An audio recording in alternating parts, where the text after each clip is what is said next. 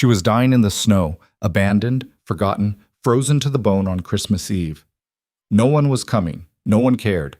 But then he arrived. Victor Hale, the most dangerous man in Chicago. A killer. A king. And the only person who could save her life. What happened next in that blizzard changed everything. A collision of ice and fire, fear and desire, power and vulnerability. This is their story. Stay until the end to see how a night meant to end in death became the beginning of something fierce, forbidden, and utterly unstoppable. Hit that like button and drop a comment with your city so I can see how far this story travels. The cold didn't care who you were. It didn't matter if you were good or bad, rich or poor, loved or forgotten. The cold was merciless. It crept into your bones slowly, methodically, like a predator savoring its kill. And on this Christmas Eve in Chicago, it had chosen Amelia Carter. She lay crumpled against the rusted metal siding of an abandoned warehouse, her body pressed into a snowdrift that had become both her prison and her grave. The blizzard howled around her, wind whipping through the empty lot with a violence that seemed almost personal. Snow buried her legs, her arms, crept into the folds of her thin coat, a coat never meant for this kind of night. Amelia's breath came in shallow, ragged gasps.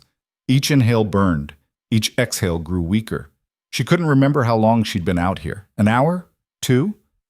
Time had lost meaning somewhere between the trembling and the numbness. Her fingers were blue beneath the thin fabric of her gloves, cheap ones, bought on sale because that was all she could afford. Her teeth had stopped chattering 10 minutes ago, which she knew was a bad sign. She'd read somewhere that when you stopped shivering, it meant your body was giving up. Please, she thought, though she didn't know who she was asking. Please, somebody. But nobody was coming. Her coworker, Marcus, the smug bastard who'd driven her out here for the late-night audit, had left without her. She'd stepped out of the car to check the warehouse entrance, to make sure they had the right location for the inventory count. The door had been frozen shut. She'd walked around the side of the building, searching for another way in. And when she came back, the car was gone. No headlights, no engine rumble, just tire tracks disappearing into the storm. She'd called his cell. It went straight to voicemail. She'd tried her supervisor, no answer. The office line? Closed for the holiday. Her phone battery was at 4%. The screen cracked from when she'd dropped it in the snow trying to dial 911 with frozen fingers. Nobody answered. Nobody cared. So here she was, slumped against metal that felt like ice itself, watching the snow bury her alive. This isn't how I'm supposed to die, she thought distantly. Not like this. Not here. Not alone. But the cold had other ideas. Her vision blurred. The warehouse lights across the lot, dim, flickering things, seemed to dance and multiply. Her heartbeat sounded strange in her ears, slow and thick like honey. She thought about her sister, Emma. Sweet, fragile Emma with her bright smile and her failing kidneys. Emma, who was counting on her, who needed her. I'm sorry, Amelia whispered into the storm, though no sound came out. The snow kept falling, and then headlights, bright, blinding, cutting through the blizzard like twin suns. Amelia's eyes struggled to focus. A vehicle was tearing through the lot, moving fast. Too fast for the conditions. Snow sprayed up from its tires in massive plumes. The engine roared, angry and powerful. It skidded to a stop 20 feet away. A door slammed. Footsteps crunched through snow. Amelia tried to lift her head, but her body wouldn't respond. She managed to shift her eyes, just barely, enough to see a figure moving toward her through the white curtain of falling snow. Tall, broad-shouldered, moving with purpose. Jesus Christ, a voice growled, deep, rough, laced with fury and something else, something that sounded almost like fear. Strong hands gripped her shoulders, lifted her. She felt herself being pulled from the snowdrift, her frozen body limp as a rag doll. Stay with me, the voice commanded. Do you hear me? Stay with me. She forced her eyes open wider and found herself staring into the face of Victor Hale.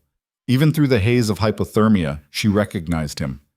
Everyone in Chicago knew that face. Sharp jawline shadowed with stubble, dark eyes like polished obsidian, cold and calculating. Black hair pushed back from a face that belonged on old Roman coins, all brutal elegance and ruthless power. Victor Hale, owner of half the city's legitimate businesses and all of its illegitimate ones. The man politicians feared. The man rivals didn't cross twice. The king of Chicago's underworld. And he was here, holding her. "I've got you," he said, his voice low and fierce. "I've got you." She tried to speak, but her lips wouldn't move. Everything felt distant, muffled, like she was underwater. Victor swore viciously and swept her into his arms, cradling her against his chest as he turned back toward the vehicle. A black SUV, expensive and gleaming despite the storm. His coat wrapped around her, heavy and warm and smelling of cedar and something darker, smokier. Whiskey, maybe. Or gunpowder. The world tilted, spun, went dark around the edges. "No," Victor snapped, his voice cutting through the fog. "Don't you dare! Eyes on me, Amelia, right now!" Her name. He knew her name. His arms tightened around her as he wrenched open the SUV's back door and climbed inside with her still pressed against him. Heat blasted from the vents, almost painful against her frozen skin. "Drive," Victor barked. "My house, now. And I don't care if you have to plow through every goddamn snowdrift between here and the Gold Coast. Move." The vehicle lurched forward. Victor shifted her in his arms, positioning her across his lap, his hands moving with surprising gentleness as he began stripping off her wet gloves. His fingers were warm, so warm, against her frozen skin. "You're going to be all right," he said, and it wasn't a comfort, it was a command, an order that reality itself would obey because Victor Hale had spoken it. "Do you understand me? You're going to be fine." Amelia's vision swam. She could feel his hands on her face now, cupping her cheeks, tilting her head up. "Look at me," he demanded. She did. His eyes weren't cold anymore, they were blazing. "That's it," he murmured. "Stay here. Stay with me." "Why?" The word came out as barely a whisper, her throat raw.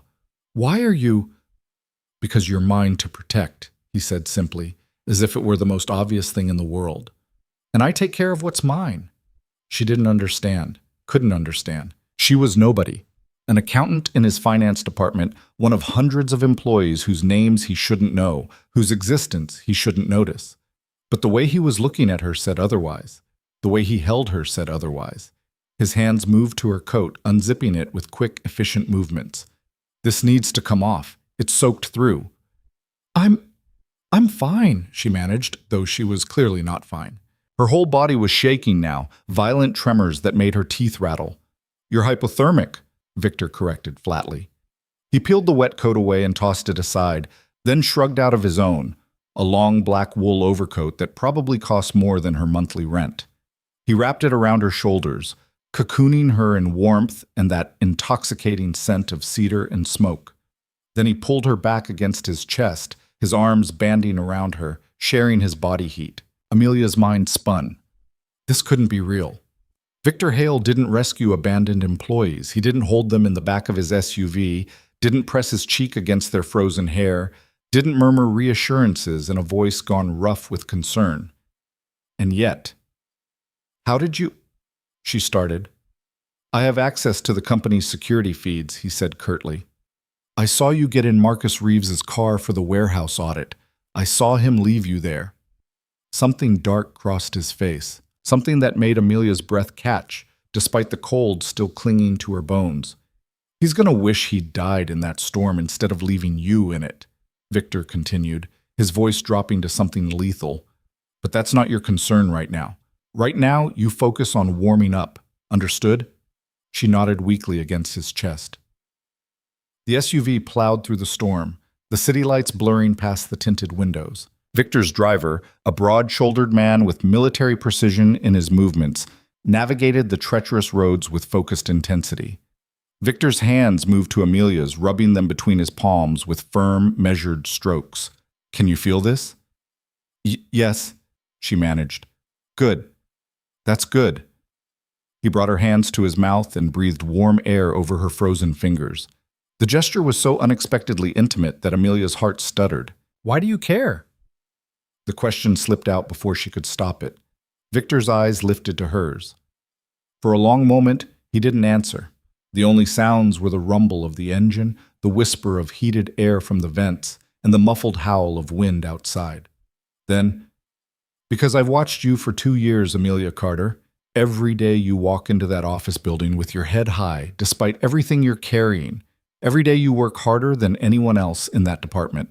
Every day you show a kind of integrity that's rarer than diamonds in my world. Her breath caught. I know about your sister, he continued quietly. I know about the medical bills. I know about the second job you took last month because the treatment costs went up. I know about the promotion you were passed over for, even though you deserved it more than anyone else. How I make it my business to know things. His thumb brushed across her knuckles. Especially when it comes to people who interest me. I'm just an accountant. You're not just anything. His voice hardened. And the fact that you think you are tells me exactly how little you've been valued, how little you've been seen. The SUV turned sharply, and Amelia caught a glimpse of wrought iron gates swinging open, a long driveway lined with snow-covered trees. We're here, Victor said. My home. You'll stay until you're recovered. No arguments. I need to. You need to do exactly what I tell you, he interrupted, his tone brooking no disagreement. Which is to let me take care of you. Can you do that? The question hung in the heated air between them. Amelia looked up at him, really looked, saw the hard lines of his face softened by something she couldn't name, saw the way his jaw clenched when her body shivered, saw the careful control in his hands as they held her, firm enough to keep her safe, but gentle enough not to hurt. This was a man who commanded an empire built on fear, and he was holding her like she was something precious. Okay, she whispered. Something flashed in his eyes. Relief? Satisfaction? Both? The SUV stopped. Victor's driver opened the door, letting in a blast of cold air that made Amelia flinch. Victor immediately shifted, using his body to shield her from the wind as he climbed out with her still cradled in his arms. Sir, should I call Dr. Chen? The driver asked. Already done, Victor replied, striding toward massive double doors that swung open as they approached. He'll be here within 20 minutes. They stepped into warmth, blessed, overwhelming warmth. Amelia had a vague impression of soaring ceilings, marble floors, art that probably belonged in museums. But mostly she was aware of Victor's arms around her, his heartbeat steady beneath her ear, his scent surrounding her. He carried her up a sweeping staircase, down a wide hallway, and into a bedroom that was larger than her entire apartment. A fireplace roared in one corner, throwing dancing light across plush carpet and elegant furniture. Victor set her carefully on the edge of a massive bed and immediately crouched in front of her, his hands going to her boots. These need to come off, he said, already unlacing them with quick efficiency. Your socks are soaked through. Amelia watched in a daze as Victor Hale, feared Mafia Boss, ruthless businessman, king of the criminal underworld, gently removed her wet boots and peeled away her frozen socks. His hands were steady, sure, but achingly careful. When her feet were bare, he wrapped them in his palms, warming them. Better? He asked, glancing up at her. She could only nod. He rose and moved to a dresser, returning with what looked like cashmere socks, thick, soft, expensive. He slid them onto her feet with the kind of focus most men reserved for far less innocent activities. Your clothes are still wet, he said, straightening. You need to change. Heat flooded her cheeks despite the lingering cold in her limbs. I'll get you something. He was already moving toward another door. A walk-in closet, she realized. He emerged moments later with a black silk robe. This will work until we can get your clothes dried. He set the robe on the bed beside her, then turned his back. I'll give you privacy. There's a bathroom through that door if you need it. Call me when you're done. The consideration in the gesture made her throat tight. Amelia's fingers fumbled with her clothes, clumsy from the cold and shock. It took 3 tries to unbutton her blouse. Her pants were harder, the denim stiff and damp, clinging to her legs. But eventually she managed to strip down to her underwear and slip into the robe. It was too large, swallowing her frame, but it was warm and soft and smelled like him. Okay, she called softly. Victor turned. His eyes swept over her, thorough and assessing, but not predatory. Sit by the fire. You need more heat. He guided her to a leather armchair positioned near the fireplace and wrapped a thick blanket around her shoulders. Then he poured something from a crystal decanter on a nearby table, amber liquid that caught the firelight. "Brandy," he said, pressing the glass into her hands. "Small sips. It'll help warm you from the inside." The liquor burned going down, but it was a good burn, a warm burn. Amelia took another careful sip and felt heat bloom in her chest. Victor pulled another chair close enough that their knees almost touched, and sat. He leaned forward, elbows on his thighs, watching her with an intensity that should have been uncomfortable but somehow wasn't. "Tell me," he said quietly, "did Marcus Reeves leave you there deliberately?" Amelia's hands tightened around the glass. "I don't know. Maybe he just forgot." "Don't make excuses for him." Victor's voice went hard. "Did he know you were outside the car?" She swallowed. "Yes, I told him I was checking the other entrance. And he left anyway. The snow was coming down hard. Maybe he didn't see—" "Amelia." Victor reached out and cupped her chin, tilting her face up to his. "Stop protecting him. What he did was criminal negligence at best. At worst—" His jaw clenched. "At worst, it was attempted murder." The words hung in the air like smoke. "He wouldn't—" she started. "You almost died." Each word was bitten off, sharp as broken glass. "You were alone in a blizzard, freezing to death, and he drove away. There's no innocent explanation for that." Amelia's throat worked. "What are you going to do to him?" Victor's smile was cold. "What I do to anyone who endangers what's mine." That word again. Mine. "I'm not—" "Yes, you are." He said it with absolute certainty. "You've been mine since the day I saw you tear apart Henderson's fraudulent expense reports with nothing but a calculator and sheer determination. You've been mine since you stood up in that quarterly meeting and told the CFO his projections were off by $3 million, and you were right. You've been mine since you walked into my world and refused to compromise who you are to fit into it." Amelia's heart hammered against her ribs. "You've been watching me." "Yes." "For 2 years." "Yes." "That's—" She didn't know what it was. Stalking? Obsessive? Terrifying? Or maybe, whispered a traitorous part of her mind, the most thrilling thing anyone had ever done. Because the truth, the dangerous, complicated truth, was that she'd noticed him too. Of course she had. Everyone noticed Victor Hale, but for Amelia, it had been more than just his obvious power and dark charisma. It had been the way he moved through the office like a predator among sheep. The way his voice could silence a room. The way he'd once stopped mid-meeting to compliment her analysis of a merger deal, his dark eyes holding hers for 3 seconds too long. She'd told herself it was nothing, a fleeting moment, a professional acknowledgement. But late at night, alone in her apartment, she'd thought about those 3 seconds more times than she wanted to admit. "I know what you're thinking," Victor said, his thumb brushing along her jawline. "You're thinking this is crazy, that I'm dangerous, that you should run." "Should I?" The question came out breathless. "Probably." His honesty startled her. "I'm not a good man, Amelia. I've done things that would make you sick. I've hurt people. I've killed—" He stopped, but the implication hung heavy between them.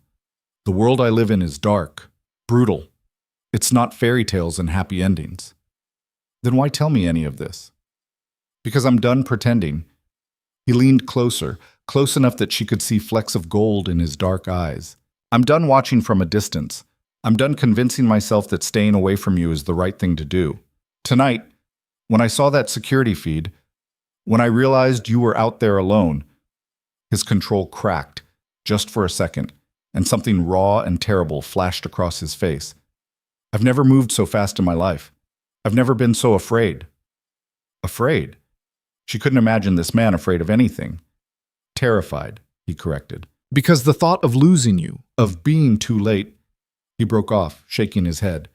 "It made me realize that I'm already in too deep, that I've been in too deep for a long time." A knock sounded at the door, breaking the moment. "Dr. Chen is here, sir," came a voice from the hallway. Victor's mask slammed back into place.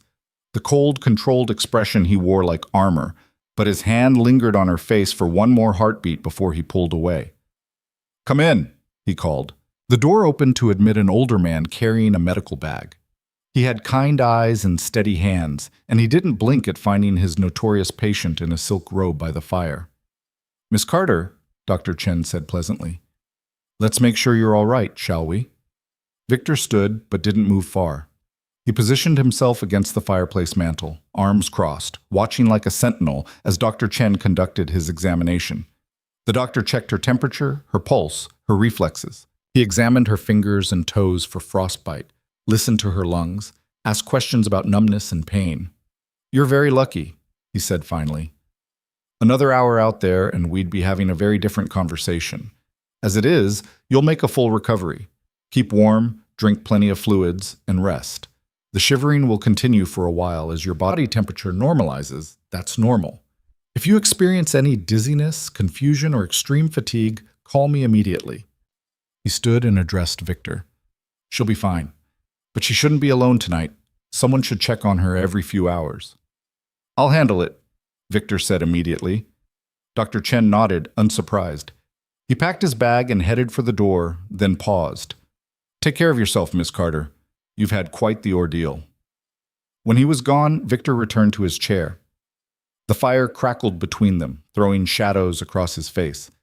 "You'll stay here tonight," he said. "Tomorrow too, probably, until Dr. Chen clears you. I should call my sister. She'll worry. Already done. I had my assistant contact her. She knows you're safe." Of course he had, because Victor Hale thought of everything. Amelia pulled the blanket tighter around herself. "I don't understand any of this." "What don't you understand?" "Why you care? Why it matters to you if some random accountant lives or dies?" "You're not random." He said it with the patience of someone explaining basic mathematics to a child.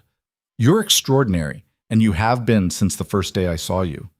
"I'm not, Stop." He leaned forward again, capturing her gaze. "Stop diminishing yourself. Stop pretending you're ordinary when you're anything but. I've built an empire on reading people, Amelia, on seeing their true value. And your value?" He shook his head slowly. "Immeasurable." Her breath caught. "You don't know me. I know you work 60-hour weeks and never complain. I know you anonymously donated half your Christmas bonus to the office toy drive. I know you visit your sister 3 times a week, no matter how exhausted you are.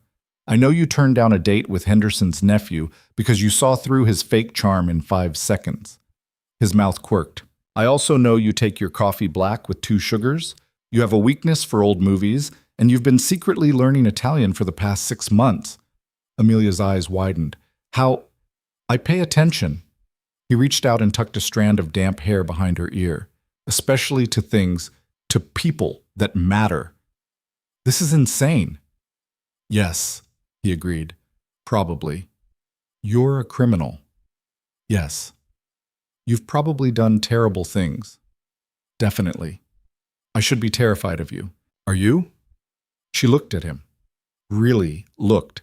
At the sharp intelligence in his eyes. At the careful control in his movements. At the way he'd held her in the storm. The way he'd carried her to safety. The way he was watching her now like she was the only thing in the world that mattered. "No," she whispered. "I'm not." Something blazed to life in his expression. "You should be." "Maybe, but I'm not."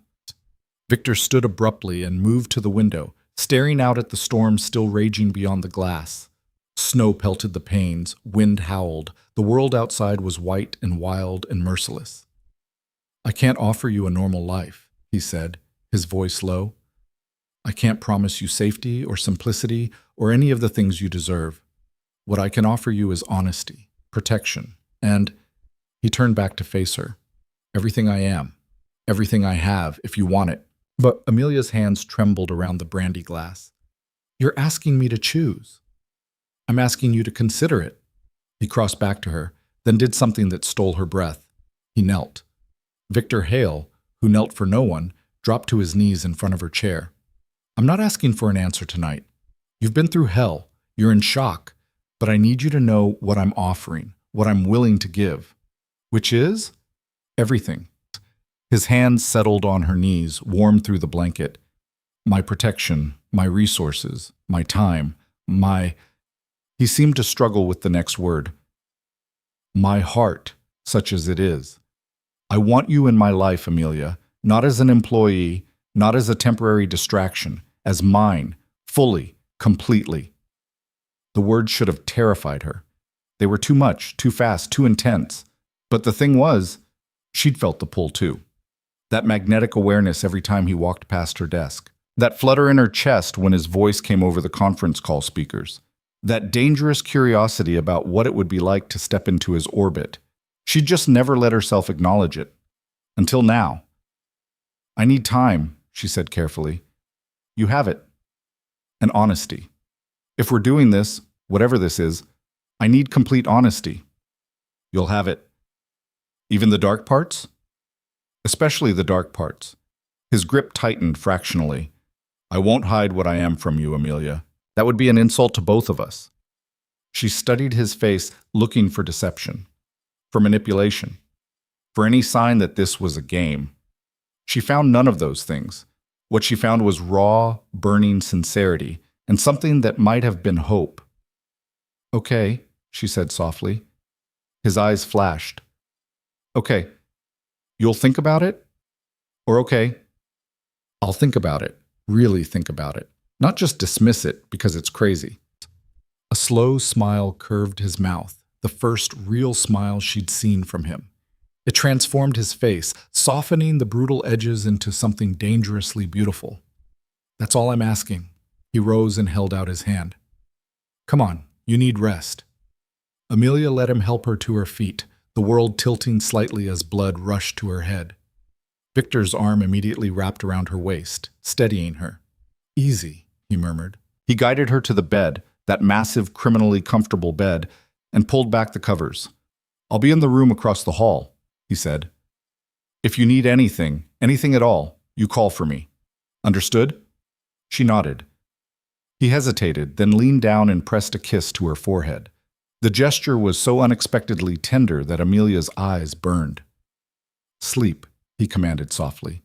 You're safe here. And somehow, impossibly, she believed him. Victor dimmed the lights and moved toward the door. Victor? She called. He turned. Thank you for saving me. His jaw tightened.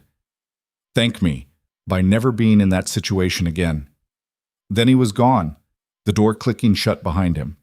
Amelia burrowed into the blankets, her body finally warming, her mind spinning with everything that had happened. Outside, the storm continued its assault on the city. But here, cocooned in warmth and safety, she let herself drift. Her last thought before sleep claimed her was of dark eyes and dangerous promises, and the terrifying, exhilarating realization that she wanted to say yes. Damn! Amelia woke to sunlight streaming through unfamiliar windows, and the disorienting sensation of silk sheets against her skin. For a moment she couldn't place where she was. The room was too large, too elegant, the bed too soft. Then memory crashed back in vivid fragments, the blizzard, the cold, Victor's face emerging from the snow like something conjured from fever dreams. Victor. She sat up slowly, her body protesting with a chorus of aches. Her muscles felt like they'd been wrung out and left to dry. But she was warm, gloriously, wonderfully warm. The fire had burned down to glowing embers, but heat still radiated from vents hidden somewhere in the walls. A glance at the nightstand revealed a glass of water, 2 pills, and a note in bold masculine handwriting. For the pain, take them. V. She downed the medication and the water, then noticed her clothes, her actual clothes from yesterday, folded neatly on a chair by the window. They'd been cleaned and dried, the fabric soft and smelling faintly of lavender. Her boots sat beside the chair, polished to a shine they'd never possessed when she bought them second-hand. Someone had come in while she slept, had taken care of everything, had anticipated her needs before she even woke. The efficiency of it should have felt invasive. Instead, it felt like being seen. Amelia dressed slowly, her fingers still slightly stiff. When she was done, she moved to the window and pulled back the heavy curtains. The storm had passed, leaving Chicago buried under nearly 2 feet of pristine white snow. The sun glittered off the drifts, almost painfully bright. From this vantage point, she must be on the 3rd floor, she could see the sprawling grounds of Victor's estate. Manicured gardens now transformed into a winter wonderland, a frozen fountain, tall gates marking the perimeter. A knock sounded at the door. "Come in," she called, half expecting Victor.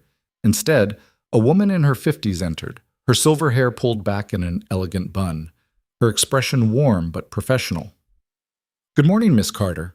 I'm Eleanor, Mr. Hale's housekeeper. I trust you slept well?" Yes, thank you." "Excellent. Mr. Hale asked me to inform you that breakfast is ready whenever you'd like to come down. He's in the dining room." Eleanor's eyes swept over Amelia with the assessing gaze of someone who'd spent decades reading people. "How are you feeling? Dr. Chen left instructions for your care." "Better, sore, but better." "That's to be expected. The body doesn't forgive cold easily." Eleanor moved to the bed and began smoothing the already perfect covers. "Mr. Hale was up every 2 hours checking on you last night. I haven't seen him that concerned since—" She stopped herself, then smiled. "Well, it's good to see him caring about something other than business for a change." The revelation sent warmth flooding through Amelia's chest. Victor had checked on her, multiple times, had watched her sleep to make sure she was all right. "I should go down," Amelia said. "Of course. I'll show you the way. This house can be a maze if you're not familiar with it." Eleanor led her through hallways that belonged in architectural magazines. Soaring ceilings, art that was definitely not reproduction, floors polished to mirror brightness. They descended the grand staircase Amelia vaguely remembered from last night, then crossed a foyer dominated by a massive chandelier that threw rainbow prisms across white marble. The dining room was all windows and winter light. A table that could seat 20 held settings for 2 at one end, intimate despite the room's scale. Silver chafing dishes lined a sideboard, steam rising from their edges. And there, standing by the windows with a cup of coffee in hand, was Victor. He'd changed from last night's clothes into dark slacks and a crisp white shirt, sleeves rolled to his elbows. His hair was slightly damp, like he'd recently showered. When he turned at her entrance, his eyes swept over her with the same thorough assessment Dr. Chen had performed, cataloging her condition in seconds. "You're up," he said. "How do you feel?" "Like I got hit by a truck made of ice." His mouth quirked. "That's accurate." He set down his coffee and moved to pull out a chair for her. "Sit. Eat. You need to rebuild your strength." The gesture, so old-fashioned, so courtly, made something flutter in her stomach. Amelia sat, hyper-aware of his proximity as he pushed the chair in behind her. "Coffee? Tea?" he asked. "Coffee, please. Black with 2 sugars, I know." Of course he did. Victor poured her coffee from a silver carafe, added exactly 2 sugar cubes, and set the cup beside her plate with the precision of someone who'd done this 1,000 times. Then he moved to the sideboard and began filling a plate. "I can serve myself," Amelia protested. "You can," he agreed, returning with a plate loaded with scrambled eggs, bacon, fresh fruit, and toast. "But you won't. You'll take half of what you need because you're used to rationing, to making do with less." He set the plate in front of her, then claimed the chair to her right, close enough to reach her if needed, far enough to give her space. "Eat," he commanded. Amelia picked up her fork, suddenly ravenous. The eggs were perfect, fluffy and seasoned with herbs she couldn't name. The bacon was crispy without being burnt. The fruit was fresh and sweet, impossible to find this time of year unless you had Victor's resources. They ate in silence for a few minutes, but it wasn't uncomfortable. It felt almost domestic, like they'd done this 100 times before. "What day is it?" Amelia asked finally. "Christmas Day." She'd lost time, had slept through the night and most of the morning. "My sister is fine. I spoke with her myself this morning. Told her you were recovering from a minor accident and would call her later." Victor's eyes held hers. "I didn't tell her the truth. I didn't think you'd want her worried." Relief flooded through her. Emma's health was fragile enough without adding stress. "Thank you. She seems very sweet." "She is." Amelia's throat tightened. "She's the best person I know." High praise. "She deserves it.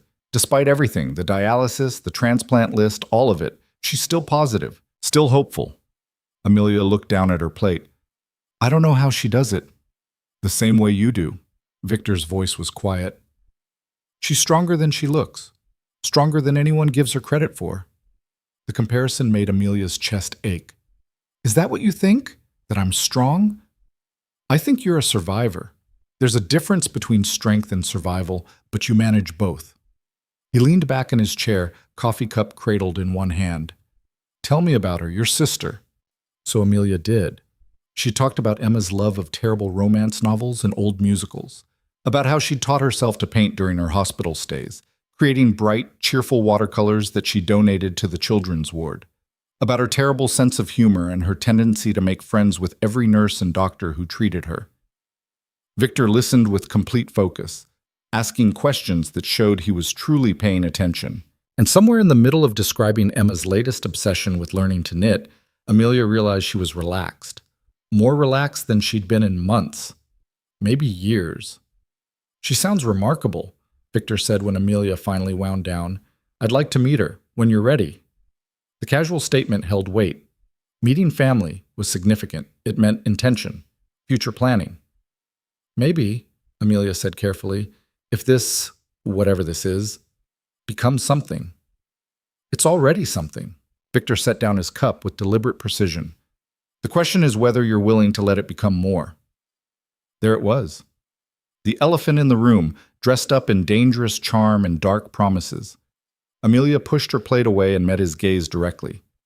You said you'd give me honesty, all of it, even the dark parts. I did. Then tell me, what exactly do you do, Victor? What is your world really like? His expression didn't change, but something shuddered behind his eyes. Are you sure you want to know? I can't make an informed decision without information, and I'm not naive enough to pretend I don't already suspect. She kept her voice steady. You run more than legitimate businesses, don't you? Yes. What else? Victor rose and moved to the windows, his back to her. For a long moment he was silent. Then, I control most of the underground economy in Chicago. Gambling, loans, certain imports that don't go through official channels. I have investments in construction companies that win city contracts they shouldn't. I own politicians, judges, police captains. I broker deals between people who can't meet in daylight. His voice was matter-of-fact, almost clinical, like he was reading a grocery list instead of confessing to crimes. I've hurt people, he continued, sometimes because they posed a threat, sometimes to send a message. I've made decisions that ruined lives, ended lives. He turned to face her, his expression unreadable. I'm telling you this because you need to understand what you'd be stepping into. This isn't white-collar crime that happens in boardrooms. This is blood and consequences and moral compromises you can't take back. Amelia's heart hammered, but she kept her hand steady on the table. Have you killed people? Yes. No hesitation, no justification, just truth. How many? Enough that I stopped counting. His jaw tightened. Does that frighten you? It should. But does it? She examined her own feelings, surprised to find them more complex than simple fear. I don't know. Part of me is horrified. Part of me thinks I should run out that door and never look back. And the other part? Amelia stood and crossed to him, stopping a few feet away. The other part remembers that you saved my life, that you could have left me in that storm, but you didn't, that you've been nothing but careful with me, even though you could probably take whatever you wanted. I would never, I know. And she did. Whatever else Victor was, she instinctively trusted that he wouldn't hurt her, not physically. But that's what I'm trying to reconcile. How can someone who's done terrible things be so gentle? Because you're different. He closed the distance between them, his hand coming up to cup her face. Because with you, I don't have to be that version of myself. I can be something else, something better. That's a lot of pressure to put on one person. I'm not asking you to fix me, Amelia. I'm offering you a choice. You can walk away right now. I'll have my driver take you home, and you'll never see me again except in passing at the office. Or, his thumb brushed across her cheekbone. You can stay. You can let this happen. Let me show you what it could be like. And if I choose to stay, what does that make me? Mine. The word was a promise and a possession all at once. It makes you mine, under my protection. Part of my world, yes, but separate from the darkness. I would never ask you to participate in that side of things, never expose you to violence or danger. But it would still be there, in the background. Always. He was nothing if not honest. I can't change what I am, but I can control what touches you." Amelia's breath shuddered out. This was insane. She should be calling the police, reporting everything he'd just confessed. She should be terrified. But instead, she found herself asking, "What happened to Marcus? The man who left me in the storm?" Victor's expression went cold. "Do you really want to know?" "Yes." "He's alive, for now, currently residing in a very uncomfortable location, contemplating his choices." Victor's voice dropped to something lethal. "When I'm satisfied he understands the magnitude of his mistake, he'll be released, jobless, blacklisted from every company in the city, his reputation destroyed, his future prospects non-existent. You're ruining his life. He tried to end yours. No apology, no remorse." "That's me being merciful, Amelia. The version of me that existed before you would have done far worse." She should condemn it, should argue for forgiveness, for legal justice, for the moral high ground. But the truth was, a dark, secret part of her was satisfied. Marcus had been cruel and careless, had left her to die without a second thought. Why shouldn't he suffer consequences? "I don't know if that makes me a terrible person," she whispered, "that I'm not upset about what you did to him. It makes you human." Victor's other hand came up to frame her face, his touch achingly gentle. "You're allowed to want justice. You're allowed to want protection. There's no virtue in being a perpetual victim. Is that what you think I was? A victim? I think you've spent your whole life making yourself smaller so other people could feel bigger, accepting less so others could have more, apologizing for taking up space." His eyes burned into hers. "I think you're extraordinary, and the world has spent years trying to convince you otherwise." The words hit like physical blows, each one landing in a place she'd carefully armored. Her throat went tight. "I see you, Amelia," Victor continued, his voice dropping to barely above a whisper. "All of you. The strength you hide, the fire you bank, the hunger you pretend doesn't exist. And I'm telling you right now, you don't have to hide any of it with me. You don't have to be small or quiet or grateful for scraps. You can take up all the space you want. You can ask for everything, and I'll give it to you." A tear escaped, sliding down her cheek. Victor's thumb caught it, wiped it away. "Why?" The question came out broken. "Why me?" "Because you walked into my world and didn't flinch. Because you have integrity I've never seen in my circles. Because when you smile, really smile, not that polite thing you do for coworkers, it's like watching the sun break through clouds." He leaned closer, his forehead nearly touching hers.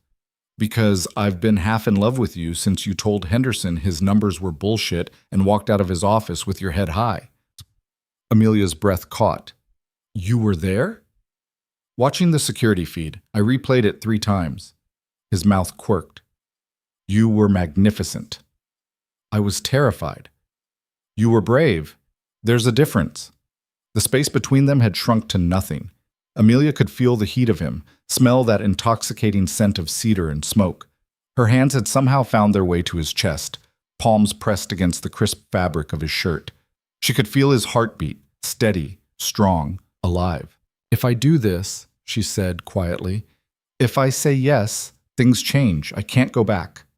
"No, you can't." "My life becomes complicated. Infinitely. People might get hurt. Not you. Never you." It was a vow. "That's the one line I won't cross, Amelia. Whatever happens, whoever threatens my empire, you remain untouchable, sacred." She looked up at him, this dangerous man who was offering her everything. "And what do you get out of this? Really?" "You." Simple. Devastating. "I get you. Your time, your attention, your trust. The chance to give you everything you've been denied. The privilege of watching you become who you're meant to be without limitations." His hand slid down to her shoulders, his grip firm but careful. "I get to keep you safe. To make sure no one ever leaves you freezing in the dark again. To ensure your sister gets the treatment she needs without you working yourself to death." Amelia stiffened. "I don't want to be bought. I'm not trying to buy you. I'm trying to take care of you." His voice gentled. "There's a difference. One is transaction, the other is devotion." "You don't even know me." "Not really." "Then let me." He pulled her closer, eliminating the last inch of space between them. Stay. Not just today. Stay until you know me too, until you can make a real choice based on reality instead of fear. It was a dare, a challenge, an invitation all wrapped into one. Amelia thought about her tiny apartment, about the medical bills stacked on her kitchen table, about the bone-deep exhaustion of working 2 jobs and still barely making ends meet. She thought about Emma, about the transplant list that never seemed to move, about the fear that lived in her chest every time her phone rang. Then she thought about last night, about Victor's arms around her in the storm, about waking up warm and safe, about someone seeing her, truly seeing her, and not looking away. Okay, she whispered. Victor went very still. Okay, you'll stay today? Or, okay, I'll stay. For real, I'll... She took a shaky breath. I'll try this. Whatever this is. The smile that broke across his face was pure triumph. Before Amelia could process it, his mouth was on hers. The kiss was fire and possession, claiming and cherishing all at once. His hand slid into her hair, angling her head to deepen the kiss. She gasped against his mouth, and his tongue swept in, tasting, exploring, conquering. Amelia's knees went weak, her hands fisted in his shirt, holding on as the world tilted sideways. She'd been kissed before, but never like this. Never with this intensity, this focus, this devastating thoroughness. Victor kissed her like he was memorizing her, like she was air and he was drowning. When he finally pulled back, they were both breathing hard. His eyes had gone dark, pupils blown wide with want. I need you to understand something, he said, his voice rough. Now that you're mine, I don't share. I don't do casual. If this is happening, it's exclusive, complete. Same, Amelia managed. I don't do halfway either. Good. He kissed her again, softer this time, but no less intense. We're on the same page then. A throat cleared behind them. They broke apart to find Eleanor standing in the doorway, her expression carefully neutral despite the knowing glint in her eyes. Apologies for the interruption, Mr. Hale, but you have a call. He says it's urgent. Victor's jaw tightened, but he nodded. Thank you, Eleanor. I'll take it in my office. He turned back to Amelia, cupping her face one more time. Stay here. Finish breakfast. I'll be back in 10 minutes. I'm not going anywhere. Something fierce flashed in his eyes at the promise. Then he was striding from the room, all business and controlled power. Eleanor moved to clear plates, moving with the efficient grace of long practice. He's different with you, she said quietly. Amelia looked up, startled. What do you mean? I've worked for Mr. Hale for 15 years. I've seen him handle every crisis, every threat, every business deal with perfect control. Nothing rattles him. Nothing gets through the armor. Eleanor paused, meeting Amelia's gaze. Until you. Last night, when he brought you here, I've never seen him so undone, so afraid. He told me that he was scared. He was more than scared, dear. He was devastated. Eleanor's expression softened. Whatever you decide about him, about this situation, know that his feelings are genuine. Victor Hale doesn't do anything halfway. If he's claimed you, it's because you matter, truly matter. The weight of that settled over Amelia's shoulders. That's a lot of pressure. Love usually is. Before Amelia could respond to that, to the L word casually dropped into conversation. Eleanor smiled and left the room. Amelia sank back into her chair, her mind spinning. This was crazy. All of it. She'd known Victor less than 24 hours and she was already agreeing to what? A relationship? An arrangement?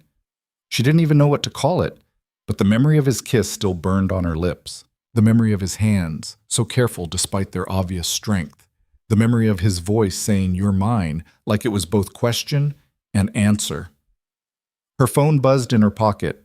The phone that had somehow been charged overnight, another small gesture of care she hadn't asked for but received anyway.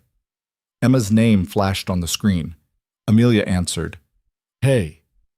Oh, thank God. Emma's voice flooded the line, relief and concern warring in her tone. I've been so worried. This man called this morning and said you were okay, but he was so vague and I didn't know if I should believe him. And I'm fine, Amelia cut in gently. I promise. There was an incident last night with the weather, but I'm safe now. What kind of incident? And who was that man? His voice was...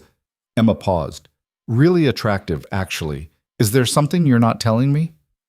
Despite everything, Amelia laughed. Maybe. Amelia Marie Carter.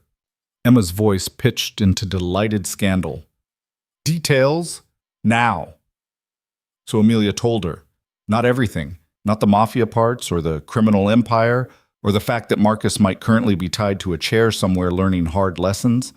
But she told her about the storm, about being forgotten, about being rescued, about Victor being her boss, about the attraction she'd been hiding for 2 years. Oh my God, Emma breathed when Amelia finished. This is like something from one of my novels. It's insane, right? It's romantic. He saved you in a blizzard, and now you're at his house and he's been taking care of you, and Emma squealed, this is amazing. It's complicated. The best things usually are. Emma's voice softened. Do you like him? Really like him? Amelia thought about Victor's eyes when he'd held her in the storm, about the way he'd knelt in front of her chair, about the honesty in his voice when he'd confessed his crimes, giving her every reason to run and trusting her to stay anyway. Yes, she admitted, I really like him. Then that's all that matters. The rest you'll figure out. Emma paused. He seems like someone who takes care of the people he cares about. I liked that about him, the way he called personally to make sure I knew you were safe. Most bosses would have sent an email. If only Emma knew how true that was. How Victor's version of taking care extended to funding medical treatments and destroying enemies and offering protection that came with teeth. He is, Amelia said, protective, maybe too much. After what you've been through, you could use some protecting. Emma's tone turned serious.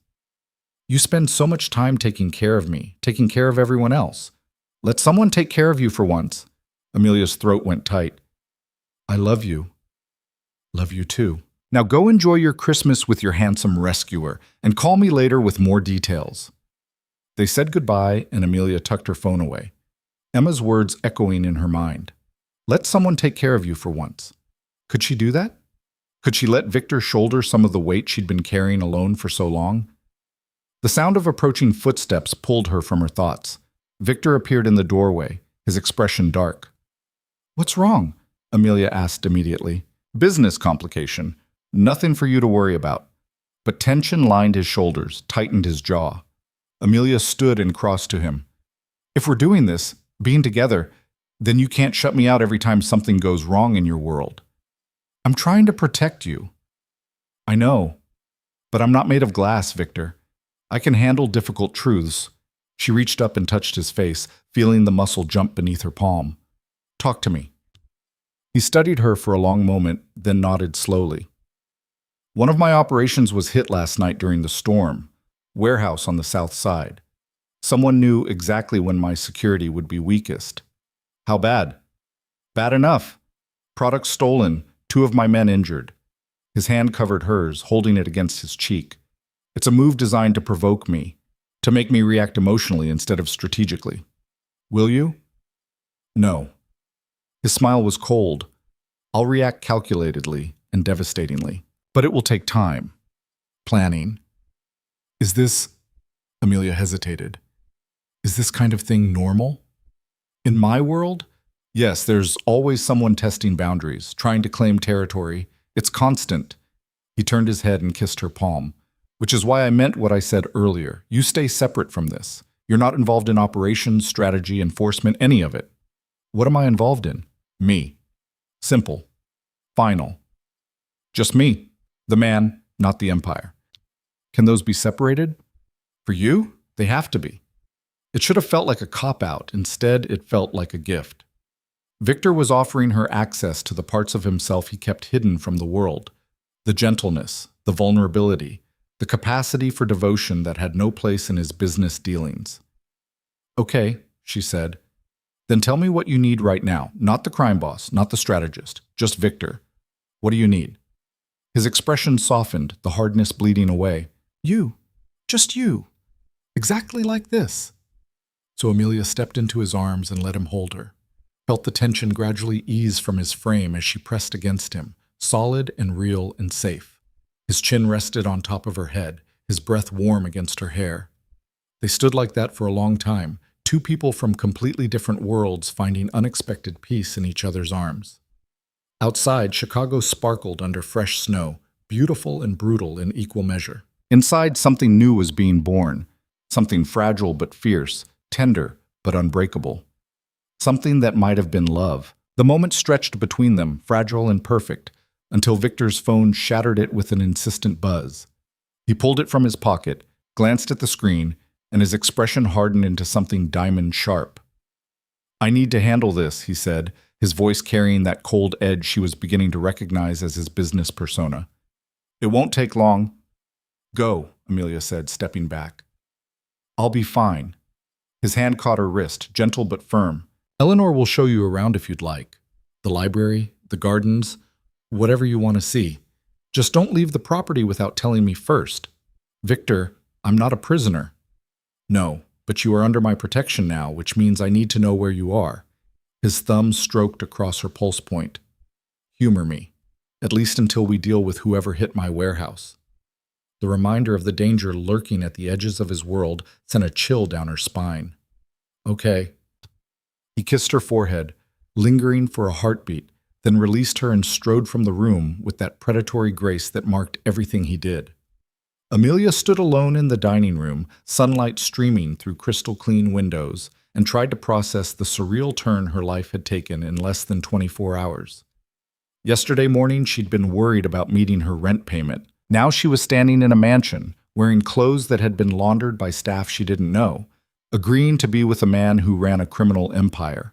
The smart thing would be to run, to thank Victor for saving her life and politely extract herself from this beautiful, dangerous situation before she got in too deep. But when she examined her feelings honestly, she realized she was already in too deep. Had been since the moment Victor's eyes met hers in that blizzard, fierce with determination and fear. Eleanor appeared in the doorway as if summoned by thought. "Would you like a tour, Miss Carter, or perhaps you'd prefer to rest more?" "A tour would be wonderful, actually, if it's not too much trouble." "No trouble at all." Eleanor's smile was warm. "I enjoy showing off this house. Mr. Hale has excellent taste, even if he rarely takes time to appreciate what he's built." They started in this west wing, moving through rooms that felt more like museum galleries than living spaces. A formal sitting room with furniture that looked antique and probably was. A music room with a grand piano so pristine that Amelia suspected no one had played it in years. A study lined floor to ceiling with leather-bound books. A massive desk positioned to overlook snow-covered gardens. "Does he use this room?" Amelia asked, trailing her fingers along the desk's polished surface. "Occasionally when he needs to think, but mostly he works from his office downtown or the secure room in the East Wing." Eleanor paused. "The East Wing is off limits, I'm afraid. That's where he conducts his more private business." The delicate phrasing didn't fool either of them. That was where the empire was run, where decisions were made that affected lives and livelihoods, where power was wielded with surgical precision. Amelia nodded her understanding and followed Eleanor to the next room, a library that stole her breath. 3 stories of books, connected by a wrought iron spiral staircase, with reading nooks tucked into alcoves and a massive fireplace dominating one wall. Light poured through a domed skylight, illuminating floating dust motes like tiny stars. "Oh," Amelia breathed, moving into the space like she was entering a cathedral. Her fingers brushed across book spines, classics, contemporary fiction, history, philosophy, all organized with meticulous care. "This is Mr. Hale's favorite room," Eleanor said quietly. "He spends hours here when he can't sleep. Reading helps quiet his mind, he says." The revelation painted a different picture of Victor than the ruthless crime boss.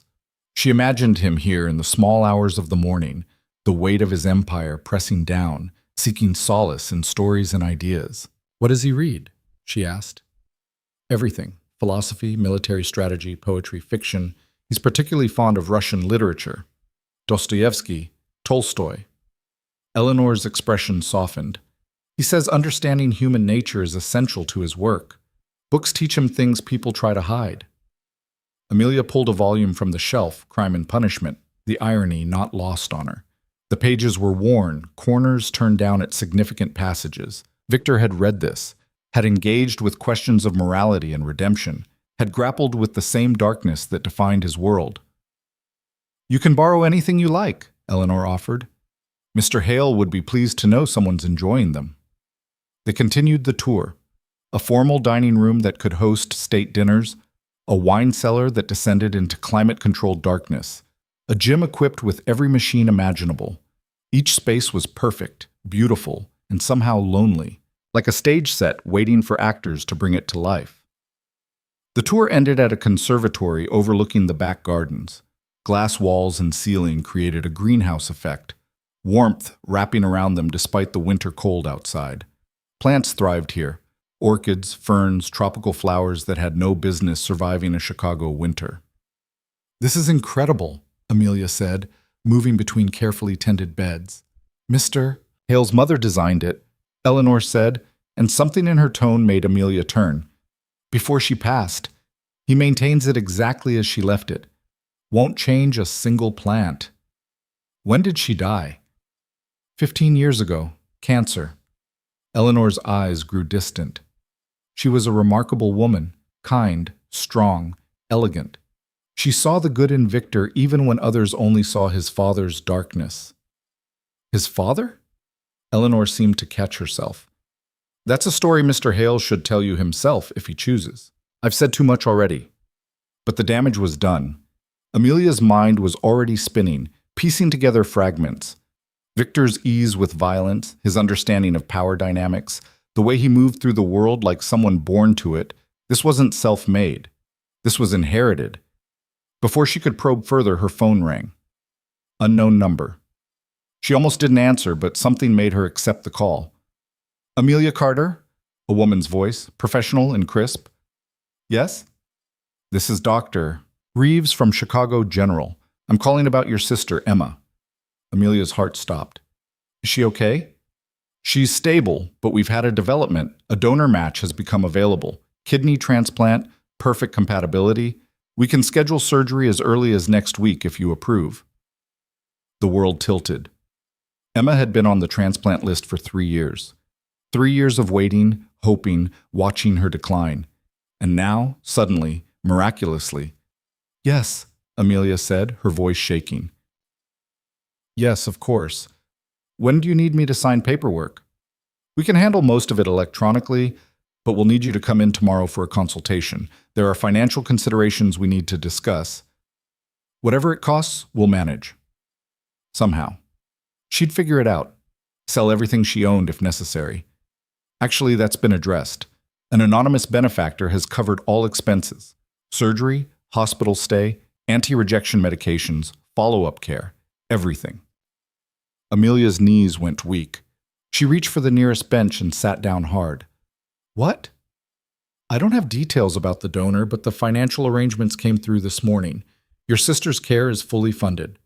Dr. Reeves's voice warmed. "It's quite extraordinary.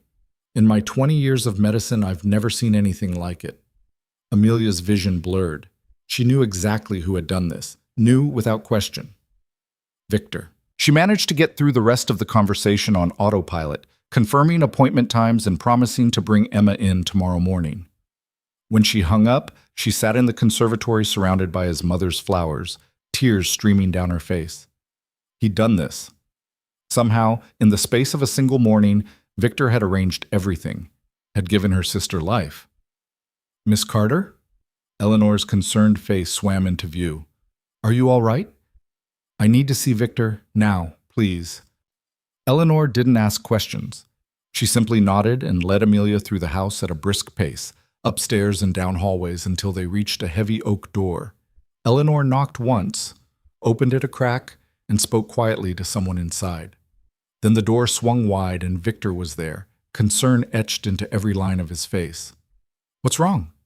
Amelia walked straight into his arms, buried her face in his chest, and sobbed. His arms came around her immediately, holding her against him while she shook apart. One hand stroked her hair, the other pressed against her back, keeping her anchored while emotion crashed through her in waves. "Tell me," he murmured against her temple. "Whatever it is, tell me." Emma, she managed between gasps. Donor match. Surgery next week. Everything paid for. Everything. Victor's chest rose and fell beneath her cheek. Good. She pulled back enough to look up at him, his face blurry through tears. You did this. Yes. How? It's impossible to just... There are waiting lists, protocols. I have resources, connections. His thumb wiped away her tears with infinite gentleness. And I told you I take care of what's mine. Your sister's well-being affects you, so it affects me. Victor, this is... I can't possibly... She couldn't find words big enough for what he'd done. This is her life. You gave her back her life. I gave you peace of mind. There's a difference. But his expression said otherwise. Said he understood exactly what this meant. I don't know how to thank you. Then don't. Just let me do this.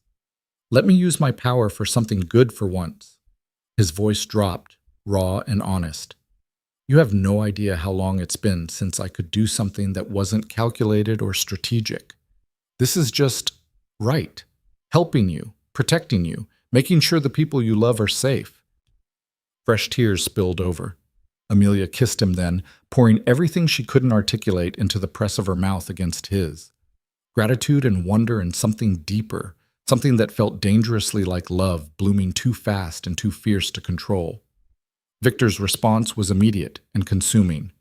His hands cradled her face like she was precious, irreplaceable, while his mouth claimed hers with devastating thoroughness. The kiss went from tender to hungry in heartbeats, desire igniting between them like struck matches. When they finally broke apart, both breathing hard, Victor rested his forehead against hers. Stay with me tonight, here, in my room. I need to know you're close. The request carried layers of meaning. This wasn't just about proximity. It was about trust, about vulnerability, about crossing lines that couldn't be uncrossed. Okay, Amelia whispered. Something blazed to life in his eyes. You're sure? I'm terrified, but I'm sure.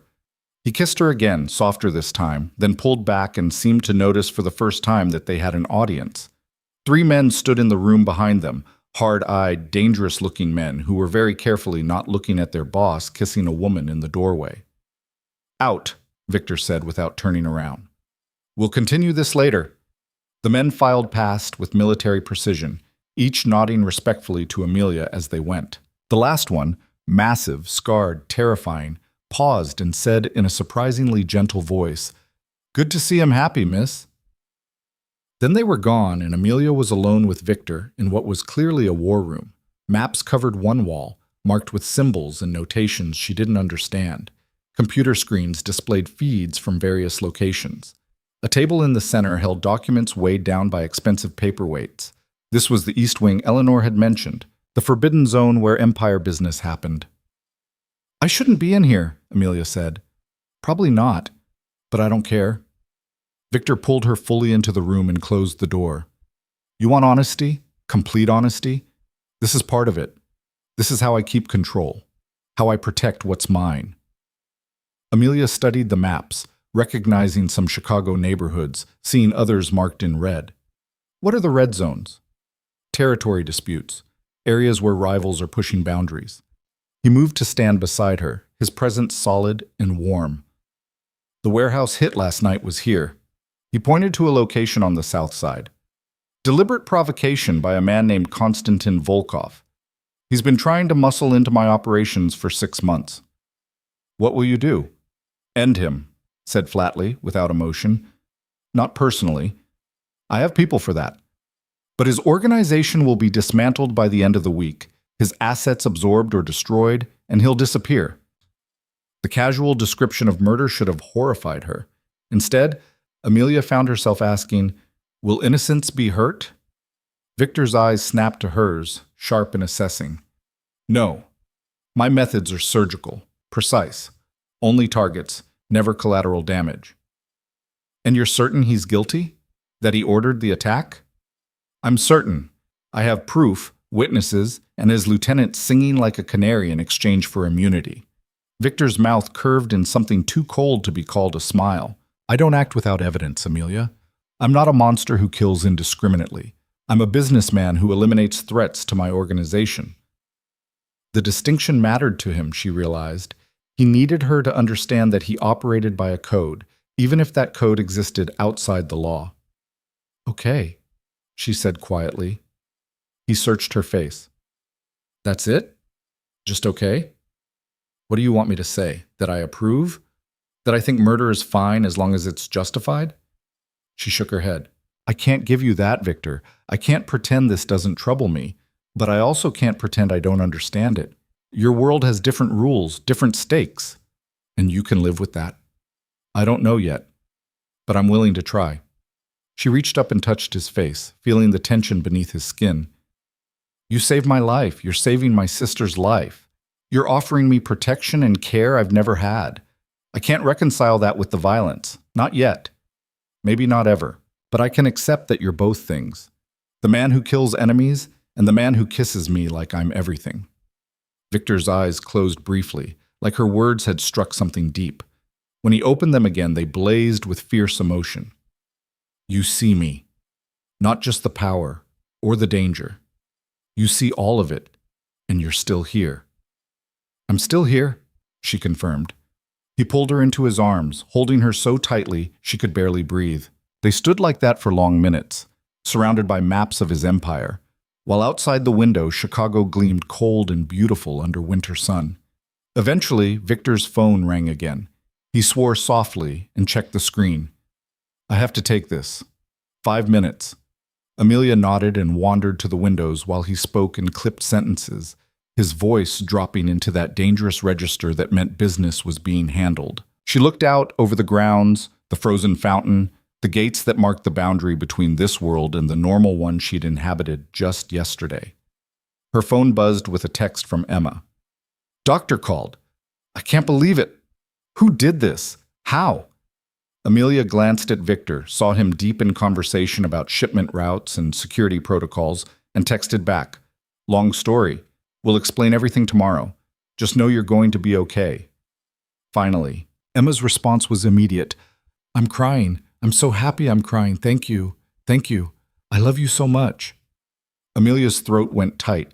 She tucked her phone away before the tears could start again. Victor ended his call and returned to her side. "Tomorrow I have meetings I can't avoid, but tonight is ours. What do you want to do?" The question was simple, but weighted with possibility. What did she want? To slow down, to think, to process everything that had happened, or to dive in completely, to surrender to this dangerous attraction and see where it led? "Show me your room," she said, making her choice. Heat flared in his eyes. "Are you sure?" "Stop asking me if I'm sure. I'm a grown woman making a conscious decision." She stepped closer, eliminating the space between them. "I want to be with you, completely. Is that clear enough?" His smile was slow and devastating. Crystal. He took her hand and led her from the war room, through corridors she hadn't seen on Eleanor's tour, up another staircase to the top floor. The master suite occupied the entire western corner of the house. Massive windows overlooking the city, a fireplace large enough to stand in, furniture that managed to be both masculine and elegant. The bed dominated the space, king-sized, maybe larger, with charcoal linens and enough pillows to furnish a hotel. The thought of sharing it with Victor sent heat pooling low in her belly. "Second thoughts?" he asked, watching her face. "Thousands of them. But I'm not changing my mind." She turned to face him. "I want this. I want you." Victor closed the distance between them in 2 strides, his hands framing her face, his mouth descending to claim hers with a hunger that stole her breath. This kiss was different from the others, deeper, darker, edged with promise and possession. His hands moved to her waist, pulling her flush against him so she could feel every hard plane of his body. Amelia gasped, and he took advantage, his tongue sweeping into her mouth, tasting, exploring, conquering. She'd never been kissed like this, never been wanted like this. Every touch said mine, every caress claimed territory, every breath they shared bound them closer. Victor's hand slid under her shirt, warm against her skin, and Amelia arched into the touch. Her own hands found their way to his chest, fumbling with buttons until she could press her palms against bare skin. He was all lean muscle and controlled power, his heart hammering beneath her touch. "Amelia," he groaned against her mouth. Tell me to stop, and I will. But tell me now, because in another minute I won't be able to. Don't stop, she breathed. Don't you dare stop! His control shattered. In seconds, her shirt was gone, his following immediately after. He lifted her effortlessly, and she wrapped her legs around his waist, gasping as he carried her to the bed. They fell together onto the mattress, a tangle of limbs and desperate touches. Victor's mouth moved from her lips to her jaw, her throat, the hollow of her collarbone, each kiss burning like a brand. His hands were everywhere, her back, her sides, her hips, touching her like he was memorizing every curve. "You're so beautiful," he murmured against her skin. "So goddamn beautiful it hurts to look at you." Amelia's response was lost in a moan as his mouth found her breast through the thin fabric of her bra. Her hands fisted in his hair, holding him close, and she felt him smile against her skin. "Responsive," he noted with satisfaction. "I'm going to enjoy discovering every sound you make." He proceeded to do exactly that, mapping her body with devastating attention to detail. Every touch was calculated to drive her higher, every kiss placed with precision. Victor approached pleasure the same way he approached everything else, with focus, intensity, and absolute determination to succeed. By the time he finally settled between her thighs, Amelia was shaking with need. She'd never wanted anything the way she wanted this, wanted him, wanted to be claimed and cherished, and completely consumed. "Victor," she gasped, "please." "I've got you," he promised, his voice rough with desire. "I'll always have you." And then there were no more words, just sensation and heat, and the overwhelming rightness of their bodies joining. Amelia cried out, and Victor swallowed the sound with a kiss, moving with exquisite control until she begged him to let go. When he finally did, when they both did, it was like the world tilted sideways. Pleasure crashed through her in waves, dragging her under, and through it all, Victor held her, grounded her, whispered her name like a prayer. Afterward, they lay tangled together, sweat cooling on heated skin, hearts gradually slowing to normal rhythm. Victor gathered her close, tucking her against his side like she belonged there. "Stay," he murmured into her hair. "Not just tonight. Move in. Be with me. Let me take care of you the way you deserve." Amelia's breath caught. "That's moving fast." "We've already moved fast. This is just making it official." His hand traced patterns on her bare shoulder. "I want you here. In my home, in my bed, in my life. I want to wake up with you every morning and fall asleep with you every night. I want to give you everything you've been denied." "What about my apartment, my job, my life?" "Keep the apartment if it makes you feel safe to have a backup plan. As for your job," he shifted to look down at her. "I'm promoting you to a new position. Direct financial oversight for my legitimate holdings.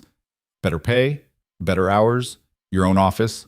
You'll report directly to me, which means no more dealing with idiots like Marcus Reeves. That's nepotism. That's recognizing talent and putting it where it belongs." His expression was serious. "You're brilliant, Amelia. You've been wasted in that department, doing grunt work for people who don't appreciate your abilities. I'm offering you a chance to use your skills properly." She wanted to argue, wanted to insist she earn her own way. But the truth was, he was right.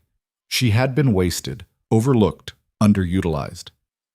"I'll think about it," she said carefully. "That's all I ask." He kissed her forehead. "Think about all of it. The job, moving in, building a life together. But while you think," his arms tightened around her, "stay here, with me. At least until Emma's surgery is done and she's recovering. Let me take care of both of you." Put that way, how could she refuse? Emma would need support during recovery. Amelia would need to be close to the hospital, available at all hours. And Victor was offering a safe place to weather the storm. "Okay," she whispered. "I'll stay, for now." His smile against her temple was pure triumph. "For now. I can work with that." They lay in comfortable silence, watching afternoon light fade into evening through the windows. Outside, the city began to glow with a million lights, a constellation of human life and activity. Somewhere out there, Victor's empire hummed along, maintained by people who feared and respected his name. Somewhere out there, threats lurked, and enemies plotted. But here, in this room, there was only warmth and safety, and the overwhelming rightness of being held by someone who saw her completely. Amelia's eyes grew heavy. She fought sleep, not wanting to miss a moment of this, but Victor's hand stroking through her hair was hypnotic. "Sleep," he commanded softly. "I'll be here when you wake up. Promise?" "Promise. You're safe, Amelia. Always. I'll make sure of it." And believing him, trusting him in a way she'd never trusted anyone, Amelia let herself drift into sleep, wrapped in the arms of Chicago's most dangerous man, and feeling, for the first time in years, completely protected. Amelia woke to darkness and the sound of voices. Low, tense, dangerous. For a disoriented moment, she didn't know where she was. Then memory flooded back and she realized she was alone in Victor's bed, the sheets still warm where he'd been lying beside her.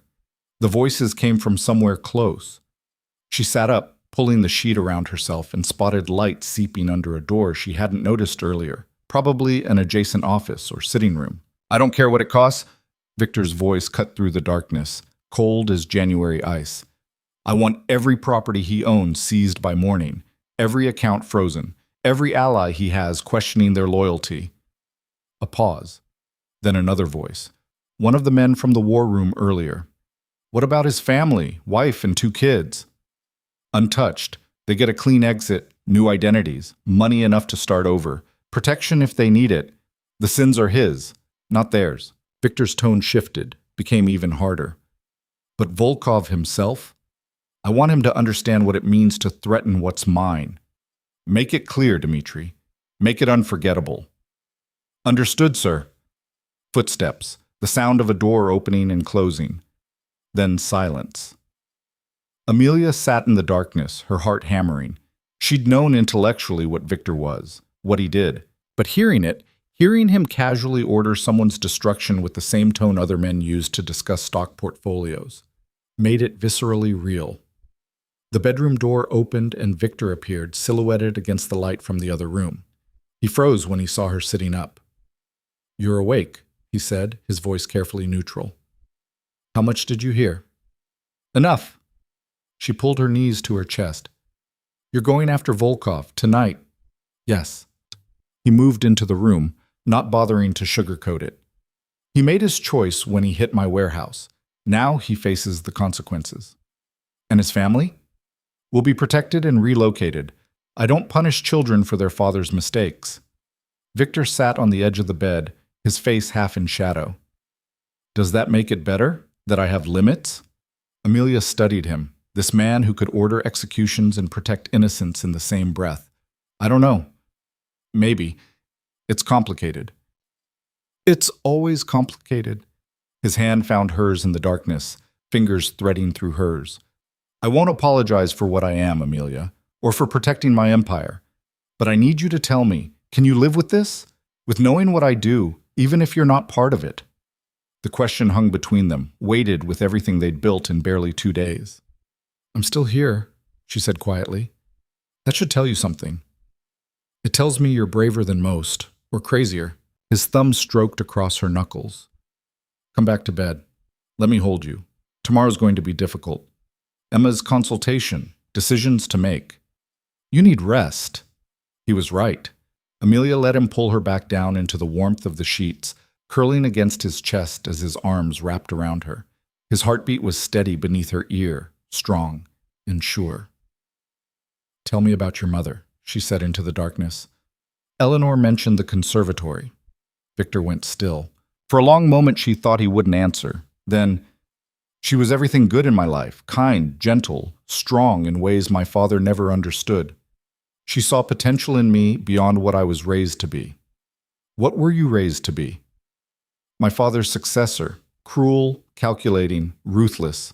He ran the organization before me, built it on fear and brutality." Victor's voice was distant, remembering.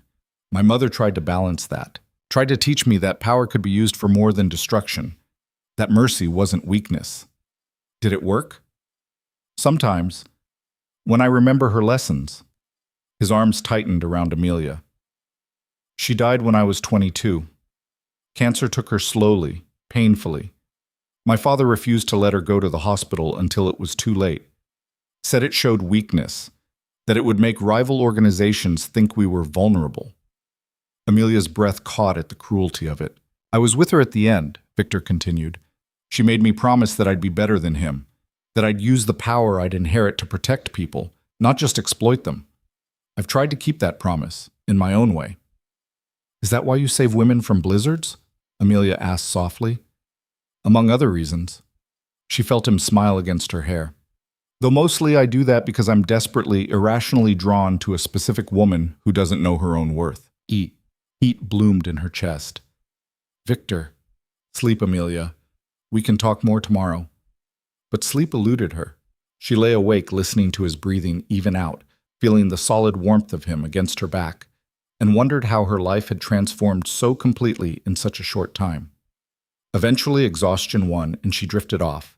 Her last conscious thought a prayer that Emma's surgery would go well and that she was making the right choice trusting this dangerous, complicated man. Morning arrived with pale winter sunlight and the smell of coffee. Amelia woke alone again, but this time there was a note on Victor's pillow. Meeting ran late. Didn't want to wake you. Breakfast downstairs whenever you're ready. She showered in his bathroom, a marble and glass palace with a rainfall shower that probably cost more than her car, and dressed in the clothes that had mysteriously appeared in the closet overnight. Her size, her style, but clearly expensive. Another gesture of care she hadn't asked for but appreciated anyway. Downstairs, she found Eleanor setting out breakfast in a smaller, cozier dining room than yesterday's formal space. "Good morning, Miss Carter. Mr. Hale asked me to let you know his driver will take you to the hospital whenever you're ready. He apologizes for not being here himself, but business demanded his attention." "Thank you, Eleanor." Amelia accepted coffee gratefully. "Has there been any news about—" She stopped, unsure how much Eleanor knew. "The Volkov situation?" Eleanor's expression was knowing. "It's been handled, completely and thoroughly. You needn't worry about it." The casual mention of what was essentially a criminal takedown should have shocked Amelia. Instead, she was starting to understand that in this world, such things were simply business as usual. She ate quickly, too nervous about Emma's appointment to do justice to Eleanor's cooking. By 9 o'clock, she was in the back of Victor's SUV, the same driver from the blizzard night at the wheel, heading toward the hospital. Her phone buzzed with a text from Victor. "How are you feeling?" "Nervous," she typed back. "But okay. You'll be fine. Emma will be fine. I'll check in later. If you need anything at all, call me immediately." The protective command warmed her despite her anxiety. The hospital was a maze of sterile corridors and fluorescent lights, so different from Victor's elegant world.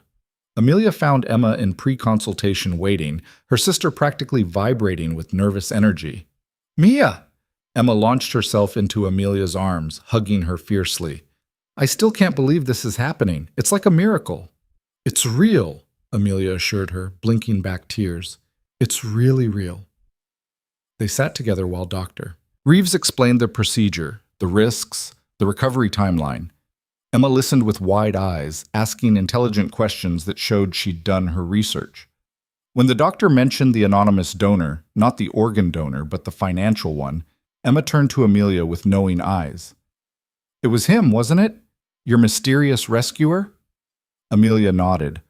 "I want to thank him. Properly. Can you arrange that?" "Maybe. After you're recovered and strong." Amelia squeezed her sister's hand. "He's complicated, but he cares about you because you matter to me. He must care about you a lot to do something like this." Emma's expression turned speculative. "Just how serious is this thing between you two?" Heat flooded Amelia's cheeks. "It's new, very new, but intense.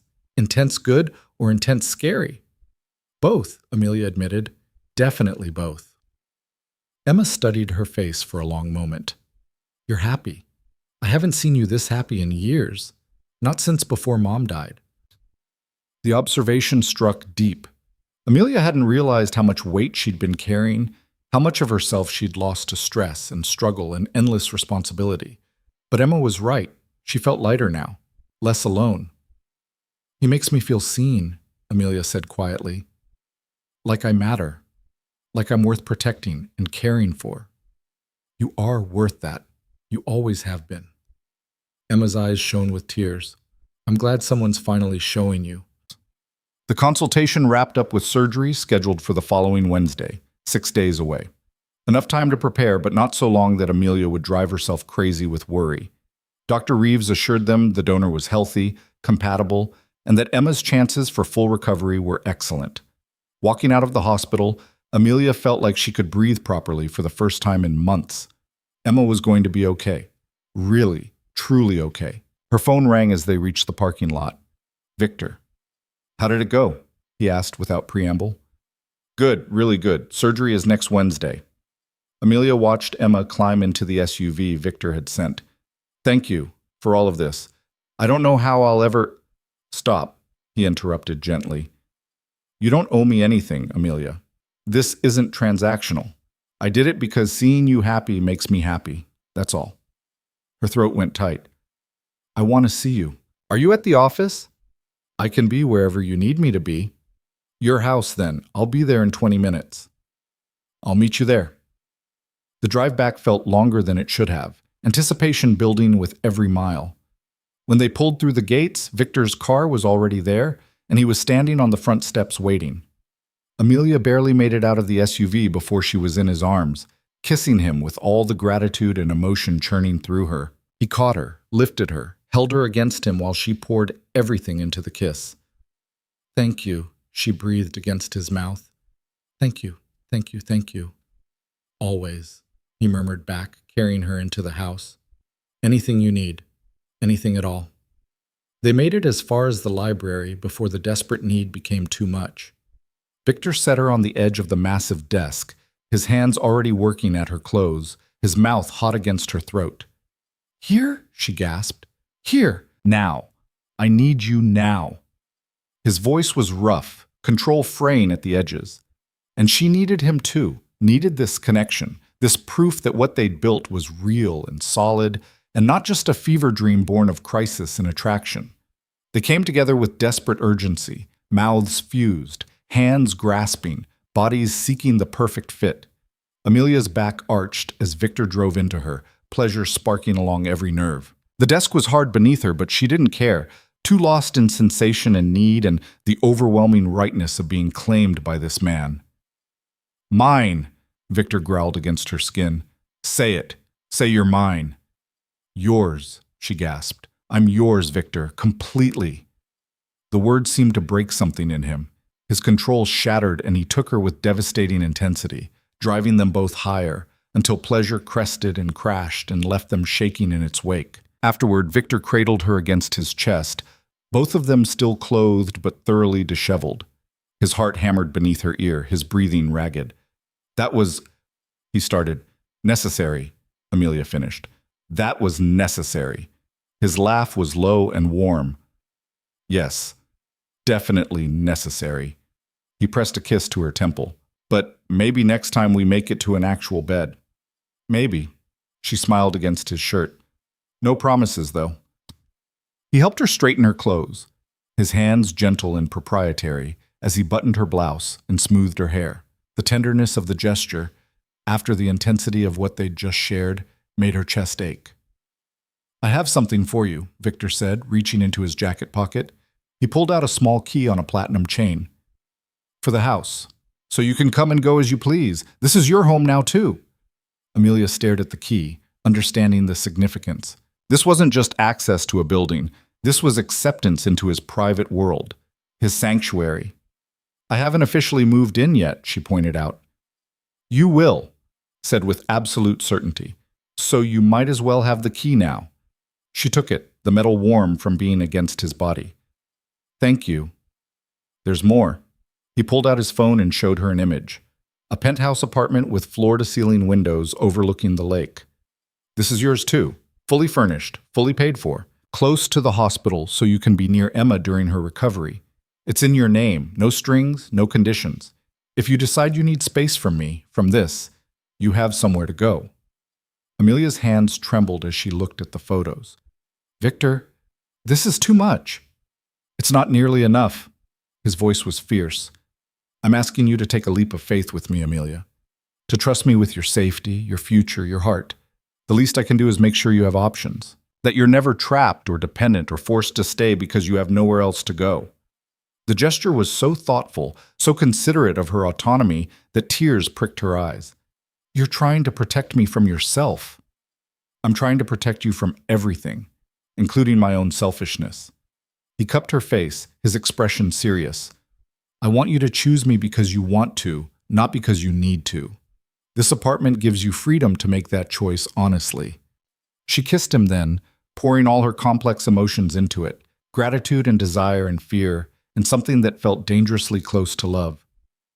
I choose you, she whispered against his mouth. I'm terrified, and it's crazy, and I have no idea what I'm doing, but I choose you. Victor's arms banded around her, holding her like she might disappear if he let go. I won't let you regret it. I swear to you, Amelia, I will spend every day proving I'm worthy of that choice. They stood like that for long moments, wrapped in each other, while outside the library windows snow began to fall again, gentler this time, beautiful instead of brutal. Eventually, Victor's phone buzzed with an insistent rhythm that meant business couldn't be ignored any longer. He swore softly and checked the screen. I have to deal with something, he said, frustration clear in his voice. But tonight, let's have dinner, just us. No business, no interruptions. I want to know everything about you that I don't already know. You mean there are things you haven't already researched? Amelia teased. Your favorite color, your first kiss, what you wanted to be when you were 7, the things that make you laugh, the songs that make you cry. His smile was soft. The things that make you you, not just facts in a file. The distinction melted her. Tonight sounds perfect. He kissed her once more, lingering and deep, then reluctantly pulled away. Eleanor will help you settle in. Anything you need from your apartment, my people will get it. Anything you need, period. You tell me. I'm starting to notice a pattern, Amelia said. You're very good at taking care of people. Only people who matter, and you, Amelia Carter, matter more than anything else in my world. Then he was gone, striding from the library with that predatory grace, already pulling out his phone to handle whatever crisis demanded his attention. Amelia remained in the library, running her fingers over book spines, processing everything that had happened in less than 48 hours. Her life had been completely upended. She'd gone from struggling accountant to the protected lover of Chicago's most powerful criminal. She'd secured her sister's future. She'd been given keys to a mansion and a penthouse she didn't ask for. She should feel overwhelmed, trapped, panicked. Instead, she felt something she hadn't experienced in years. Hope. Her phone buzzed with a text from Emma. Are you okay? You seem different today. Happy, different. Amelia smiled and typed back, I'm good, really good. Better than I've been in a long time. It's because of him, isn't it? The mysterious benefactor? Yes. His name is Victor. And yes, before you ask, it's serious. Tell me everything. And I mean everything. After your surgery. When you're recovered and can handle the full story, trust me, it's complicated. I'm holding you to that. Love you, Mia. Love you too, Em. Rest. Build your strength. Wednesday is coming. Amelia tucked her phone away and moved through the house, exploring rooms she'd only glimpsed before. She found herself drawn back to the conservatory, to the tropical warmth and living green that Victor's mother had created. Eleanor found her there an hour later, sitting among the orchids with a book from the library. Mr. Hale asked me to show you to your room, Eleanor said. He's had your belongings brought from your apartment and everything unpacked. My room? Amelia's eyebrows rose. I thought I was staying in his. You have the option of both. Eleanor's smile was knowing. Mr. Hale is many things, but presumptuous isn't one of them. He wants you to have your own space if you need it. The consideration shouldn't have surprised her anymore, but it did. Every time she thought she had Victor figured out, he revealed another layer of thoughtfulness. Eleanor led her to a suite on the second floor, smaller than Victor's, but no less beautiful. Her clothes hung in the closet, her toiletries arranged in the bathroom, her books stacked on the nightstand. Someone had even brought her laptop and the photos of Emma she kept on her desk. This is incredible, Amelia breathed. Mr. Hill wanted you to feel at home, to have space that's entirely yours. Eleanor moved toward the door, then paused. He's a good man, Miss Carter. Complicated, certainly. Dangerous in his way, but good where it matters. I hope you'll remember that when things get difficult. When? Amelia asked. Not if. In his world, difficulties are inevitable, but I believe you're strong enough to weather them. Eleanor's expression was warm, and I believe he'll move heaven and earth to protect you from the worst of it. After Eleanor left, Amelia spent time arranging her things, making the space feel like hers. It was strange, having so much room.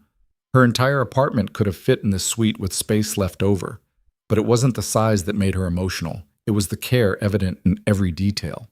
Someone had remembered that she liked lavender-scented candles, that she took her vitamins in the morning, that she kept a specific photo of her and Emma from their last vacation on her bedside table. Victor had paid attention, had ensured every small comfort was provided. The rest of the afternoon passed in a blur of texts with Emma, a call with the hospital confirming pre-surgery instructions, and a long, hot bath in the massive tub. By the time evening approached, Amelia felt steadier, more grounded in this new reality. She dressed for dinner in one of the new outfits that had appeared in her closet, a simple black dress that managed to be elegant without being overly formal. When she descended the stairs at 7, Victor was waiting in the foyer, wearing dark slacks and a charcoal sweater that made his eyes look almost black. "You're beautiful," he said, his voice dropping to something rough and appreciative. "You're not so bad yourself." She accepted the hand he offered, letting him lead her to a small dining room she hadn't seen before, intimate, candlelit, set for two. "I wanted tonight to be about us," Victor said, pulling out her chair. "No business, no empire, no complications, just two people getting to know each other." Over wine and food prepared by Eleanor's expert hands, they talked, really talked. Amelia learned about Victor's childhood, the brutal education and power his father had provided, the gentler lessons his mother had taught in secret. She learned about his first kill at 17, done in self-defense but traumatic all the same. She learned about the years he'd spent wresting control of the organization from his father's loyalists, transforming it from blunt brutality into something more surgical and strategic. In turn, she told him about growing up with Emma, about their mother's death from the same kidney disease Emma now fought, about her father walking away when medical bills mounted, unable to handle the pressure, about working 3 jobs through college to graduate debt-free, only to immediately take on Emma's debts instead. "You've been carrying the world on your shoulders," Victor said quietly, his hand covering hers on the table. "For how long?"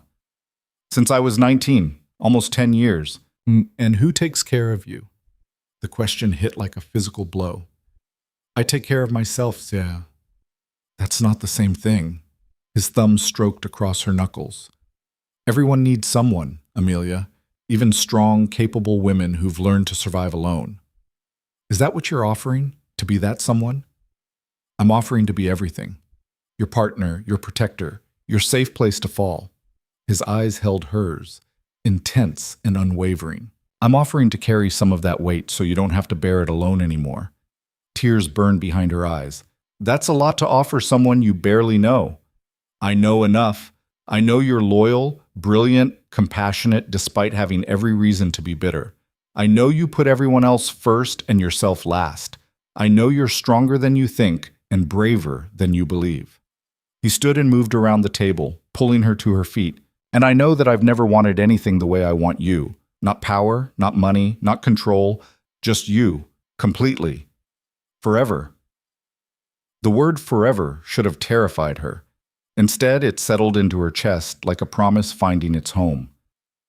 "Victor," she whispered, his name a prayer and a plea. "Say you'll stay. Not just until Emma recovers, really stay. Build a life with me.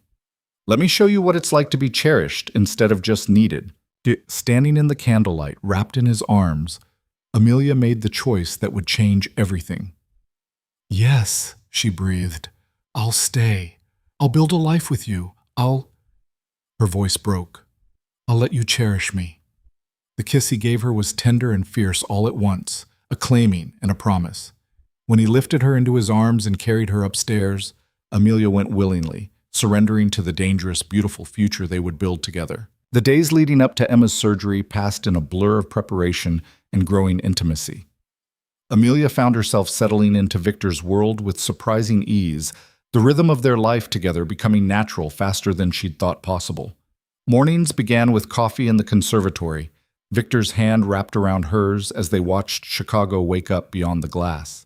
Evenings ended tangled together in his bed, whispered confessions in the dark revealing layers neither had shown anyone else. But beneath the domestic tranquility, Amelia could feel tension building. Victor's phone rang constantly with business he handled in clipped, dangerous tones. Security around the estate increased. More men at the gates, cameras covering every angle. Protocols she didn't fully understand but recognized as necessary. On Tuesday evening, the night before Emma's surgery, Victor found Amelia pacing the library, too anxious to sit still. "She's going to be fine," he said, pulling her into his arms. "Dr. Reeves is one of the best surgeons in the country. The donor is perfect. Everything is aligned." "I know. Logically, I know." Amelia pressed her face against his chest, breathing in his steady calm. "But she's all I have. If something goes wrong, it won't." His arms tightened around her. "And even if the impossible happens, you're not alone anymore. You have me." The simple statement broke through her spiraling anxiety. She did have him. This fierce, complicated man who'd appeared in her life like fate itself and refused to let her face anything alone. "Stay with me tonight," she whispered. "Just hold me. I need to feel grounded." So he did. They lay together in the darkness, Victor's hands stroking through her hair while she fought sleep, afraid of what tomorrow might bring. Eventually, exhaustion won and she drifted off to the sound of his heartbeat, steady and sure beneath her ear. Morning arrived too quickly. Victor drove her to the hospital himself, his hand never leaving hers during the ride. Emma was already in pre-op when they arrived, looking small and vulnerable in the hospital gown but smiling when she saw them. "You must be Victor," Emma said, her voice bright despite the circumstances. "The miracle worker." Victor's expression softened in a way Amelia had never seen. "I'm just someone who cares about your sister, and by extension, you." "Well, thank you for everything." Emma's eyes were suspiciously bright. "I don't know how we'll ever repay you." "You don't. You just get better and make your sister smile like she used to." Victor glanced at Amelia. "That's payment enough." They had 20 minutes before Emma would be taken to surgery. The three of them talked about nothing important. Emma's plans to travel once she recovered, the terrible hospital food, the cute resident who'd checked her vitals that morning. Normal conversation to mask the fear lurking beneath. When the surgical team arrived, Amelia's composure cracked. She hugged Emma fiercely, breathing in her sister's familiar scent, trying not to think about all the things that could go wrong. "I love you," Amelia whispered. "So much. You fight, okay? You fight and you come back to me." "Always," Emma promised. "We're not done yet, Mia. Not even close." Then she was being wheeled away and Amelia stood in the hallway watching until the doors swung shut, taking her sister into the unknown. Victor's arm came around her shoulders, solid and grounding. "Come on, we'll wait together." The surgery was scheduled to take 4 hours. Victor led her to a private waiting room he'd somehow arranged. Comfortable furniture, coffee service, windows overlooking the city instead of sterile walls. He settled them on a couch and pulled her against his side, his presence anchoring her while time crawled by. 2 hours in, Victor's phone rang. He glanced at the screen and his expression went carefully blank. The look Amelia had learned meant serious business. "I need to take this," he said quietly. "I'll be right outside." She nodded, watching him step into the hallway. Through the glass door she could see him pacing, his voice too low to hear but his body language tense. Something was wrong. When he returned 15 minutes later, his expression was controlled but storm clouds lurked in his eyes. "What happened?" Amelia asked. "Nothing for you to worry about right now. Focus on Emma." "Victor." She caught his hand. "Don't shut me out. Not today." He studied her face, then nodded slowly. "There's been a complication. Not with Emma. With business. Someone made a move while I was here, thinking I'd be distracted." Ice slid down Amelia's spine. "What kind of move?" "An attempt to seize one of my primary operations. Coordinated, professional. They're testing whether I've gone soft, whether protecting you has made me weak." His jaw tightened. "They chose poorly." "What are you going to do?" "Handle it, swiftly and completely." He cupped her face, his touch gentle despite the violence promised in his words. "But I won't leave you. Not until Emma is out of surgery and you know she's safe. Victor, if this is important, you're more important. Emma is more important. His voice was absolute. My empire can wait 3 hours. You can't. The declaration should have worried her, the idea that he'd put her above his carefully built kingdom. Instead, it filled her chest with warmth that spread through her entire body. Thank you, she whispered. They settled back to wait, but the tension never fully left Victor's shoulders. His phone buzzed constantly with updates he answered in terse sentences. Amelia could feel the controlled violence simmering beneath his calm exterior, could sense the part of him that wanted to be elsewhere, dealing with threats. But he stayed. For her. Despite everything pulling at him, he stayed. 3.5 hours into surgery, Doctor. Reeves appeared in the doorway, still in surgical scrubs. Amelia's heart lurched, every worst-case scenario flooding her mind. She's fine, Dr. Reeves said immediately, and Amelia's knees went weak with relief. Better than fine. The surgery went perfectly. The kidney is functioning beautifully. All vitals are stable. She'll be in recovery for a few hours, but you can see her soon. Amelia burst into tears. All the fear and anxiety and desperate hope of the past week came crashing out in great, gasping sobs. Victor pulled her against him, his arms iron-strong around her while she shook apart. Thank you, she managed to choke out to Dr. Reeves. Thank you so much. She's a fighter, and she has excellent support. The doctor smiled at Victor. The arrangements you made for her recovery room and ongoing care are exceptional. She'll have everything she needs. After the doctor left, Amelia clung to Victor, crying into his chest while relief and gratitude overwhelmed her. His hand stroked her back, his voice a low murmur of comfort. She's okay, he kept saying. She's going to be okay. You did it, Amelia. You kept her safe all these years, and now she's going to be fine. We did it, Amelia corrected, pulling back to look at him through tear-blurred eyes. I couldn't have done this without you, without everything you gave us. Then we're even. Because I couldn't have done any of this without you. He kissed her forehead. You've given me something I didn't know I was missing, purpose beyond power, reason beyond empire. Before Amelia could respond, his phone rang again, the same insistent pattern from earlier. Victor's expression hardened. I need to go, he said, frustration clear in his voice. This can't wait any longer, but Dmitri will stay with you until Emma wakes up. He'll take you to see her. Stay as long as you need. Go, Amelia said, understanding even though she hated it. Handle what you need to handle. I'll be fine. I'll be back before evening, I promise. He kissed her hard and fast, then was gone, moving with lethal purpose. Dmitri appeared moments later, the massive, scarred man from Victor's war room. Up close, he was even more intimidating, but his voice was gentle when he spoke. Miss Carter, I'm to stay with you and ensure you have everything you need. Thank you, Dmitri. They waited another hour before a nurse came to take Amelia to recovery. Emma lay in a private room that looked more like a hotel suite than a hospital, already awake and groggy, but smiling. Mia, she slurred, still foggy from anesthesia. I'm okay. I'm really okay. Amelia collapsed into the chair beside the bed, gripping Emma's hand like a lifeline. You are. You're perfect. How do you feel? Like I got hit by a truck, but in a good way? Emma's laugh was weak but genuine. Where's Victor? I wanted to thank him. He had to handle something urgent. He'll be back later. He's important, isn't he? Like, really important. I could tell by the way people moved around him here, the way they deferred. Emma's eyes, though unfocused, were knowing. What does he really do, Mia? Amelia hesitated. They'd agreed to wait until Emma was stronger for this conversation. But looking at her sister's face, still pale but determined, she realized Emma deserved the truth. He's powerful, Amelia said carefully.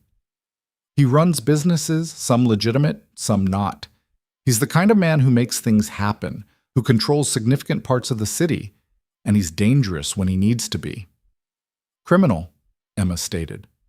Not a question. Yes. Emma was quiet for a long moment, processing. Then, but he saved your life. And mine. And he makes you happy. I can see it in your face. You're different with him. Lighter. I am, Amelia admitted. He's complicated, Em. His world is dark, and there are things about it I'll probably never fully understand or accept. But he's also protective and thoughtful, and he sees me in ways no one else ever has. Then that's enough. Emma squeezed her hand weakly. Life's too short to judge how happiness finds us. If he treats you well and keeps you safe, that matters more than anything else. The acceptance brought fresh tears to Amelia's eyes. I love you. You know that? I know. I love you too. Emma's eyes were already drifting closed again. Stay with me? Always. Amelia sat with Emma while her sister dozed, watching the monitors that showed her vital signs strong and steady. The kidney was working. Emma was healing. After years of fear and struggle, they'd made it to the other side. She must have dozed herself because she woke to Victor's hand on her shoulder, his voice low in the dim room. How is she? Perfect. Sleeping well. Amelia stood and let him pull her into his arms, breathing in his familiar scent. He smelled like winter air and something darker, smoke maybe, or danger. How did your business go? Handled, completely and permanently. His voice carried that edge of cold satisfaction she recognized. The people who thought to challenge me have been reminded why that's a poor choice. She should ask for details. Should want to know what he'd done, who he'd hurt. But standing in Emma's recovery room with her sister breathing steadily nearby, Amelia found she didn't care. Victor had protected his empire so he could continue protecting them. That was enough. Take me home, she said quietly. Dmitri can stay with Emma. I need to be with you. Something fierce flashed in Victor's eyes. He arranged everything with quiet efficiency.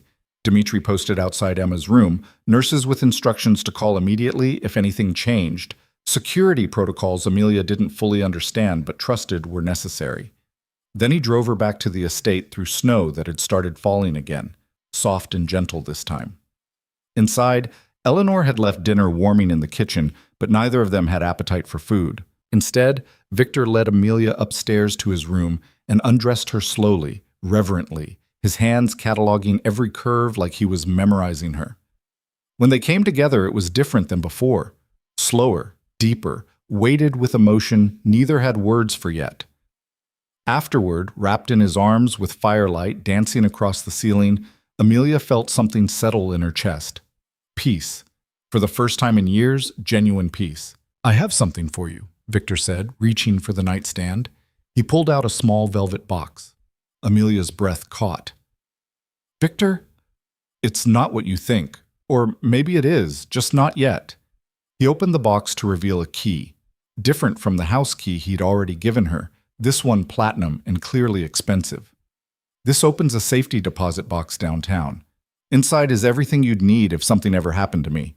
Money, documents, contacts, protection. Her throat went tight. Nothing's going to happen to you. I live a dangerous life, Amelia. I have enemies. There's always risk. His expression was serious. I need to know that if the worst happens, you and Emma will be protected. This box contains enough resources to disappear if necessary, to start over somewhere safe. Promise me you'll use it if you need to.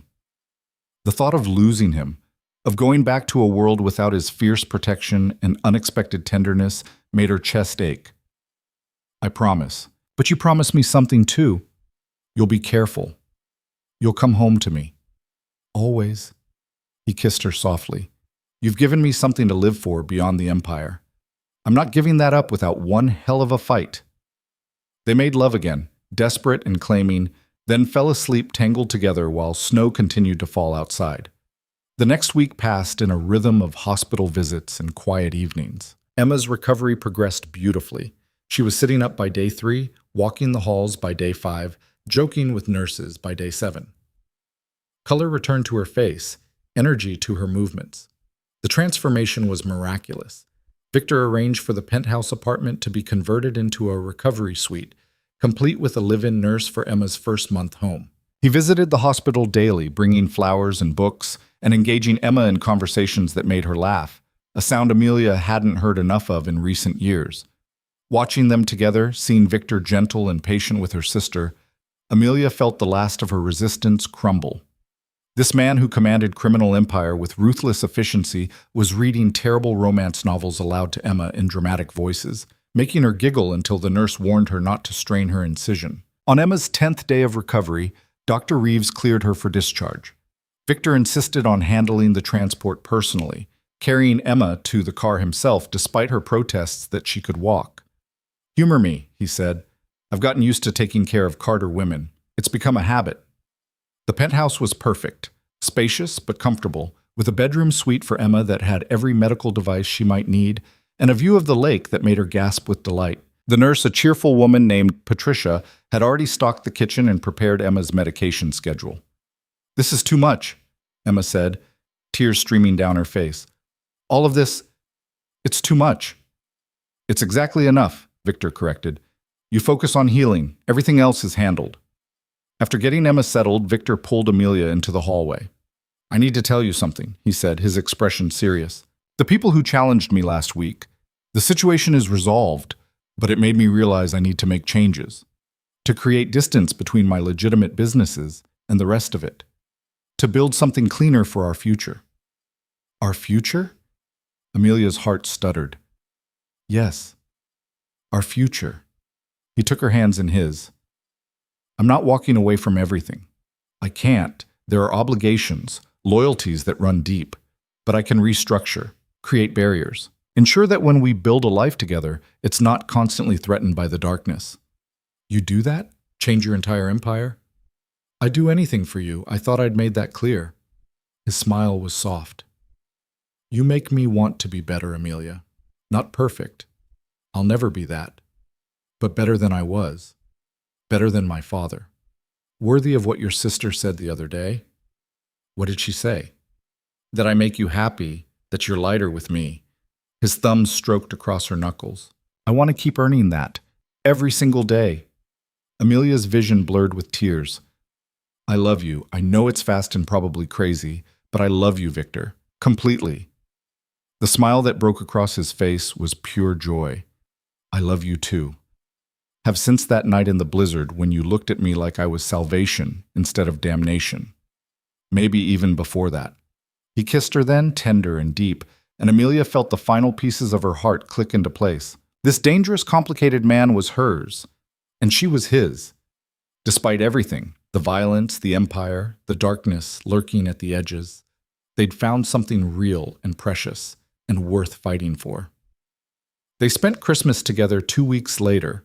Amelia, Victor, Emma, and Eleanor, who Victor insisted join them. The dining room that had felt cavernous and lonely was filled with laughter and warmth. Emma was growing stronger by the day, her color healthy, her energy returning. She and Eleanor bonded over cooking, spending hours in the kitchen creating elaborate meals while Victor watched with bemused affection. "This is what I wanted for this house," he told Amelia one evening as they watched Emma teach Eleanor a complicated recipe. "Life. Warmth. People who matter filling the spaces instead of just me rattling around alone." "You're not alone anymore," Amelia assured him. "You'll never be alone again." On New Year's Eve, Victor took Amelia back to the conservatory, his mother's sanctuary. Fresh snow covered the gardens outside, but inside was tropical warmth and blooming flowers. "I want to show you something," he said, leading her to a bench tucked among the orchids. "My mother used to bring me here when my father's lessons got too dark. She'd tell me that no matter how brutal the winter, spring always came. That beauty and growth were possible even in the harshest conditions." He knelt beside the bench and pulled out a small box, different from the safety deposit key box, this one older, more worn. "This was hers," he said, opening it to reveal a simple gold ring with a single diamond. "My father gave it to her when they were young, before everything got complicated, before power corrupted him and fear drove her. It represents what they could have been, what I want us to be." Amelia's breath stopped. "Victor, I'm not asking yet, not officially. I know we need more time, that we're still learning each other." He took her hand. "But I'm promising you, Amelia Carter, that I will ask. When you're ready. When Emma is fully recovered and we've had time to build something solid. I'm promising you forever, in whatever form you'll accept it." Tears spilled down her cheeks. "Yes." "I haven't asked the question yet." "Yes, anyway." She pulled him up and kissed him fiercely. "Yes to forever. Yes to building a life together. Yes to all of it." The ring slid onto her finger like it was made for her, a promise, not yet official, but no less binding. They stood together among his mother's flowers while outside, fireworks began exploding across the city, Chicago celebrating the new year with light and sound. "I want to do something," Victor said suddenly. "Something good with the resources I have." Emma mentioned wanting to help other people waiting for transplants, people who can't afford treatment. "She did?" "This afternoon. Said she wanted to pay it forward, to give others what she'd been given." His expression was thoughtful. "What if we started a foundation? Anonymous, focused on medical expenses for people who fall through the cracks. We could use some of my wealth for something genuinely good." The idea was perfect. Emma would love that, and so would I. "Then we'll do it. I'll have my lawyers draw up the paperwork next week." He pulled her closer, his arms wrapping around her as explosions of color painted the sky. "This is just the beginning, you know. Us, the foundation, building something that matters. We're going to create something beautiful out of all this darkness." Standing in his arms, wearing his mother's ring, watching the city celebrate while Emma recovered safely nearby, Amelia believed him. They'd started in a blizzard, in the cold and dark, with death breathing down her neck. But they'd found warmth, found life, found love in the most unexpected place. Victor had been right that first night. He wasn't a good man. His empire was built on fear and violence, his power maintained through methods she'd probably never fully accept. But he was her man, and with her he was capable of extraordinary tenderness and devastating devotion. "I love you," she whispered against his chest. "My dangerous, complicated, surprisingly gentle man. I love you too, my brave, brilliant, unexpectedly fierce woman." He tilted her face up to his. "Thank you for not running, for seeing past the empire to the man underneath, for giving me a reason to be better. Thank you for saving me." That night in the blizzard, and every day since.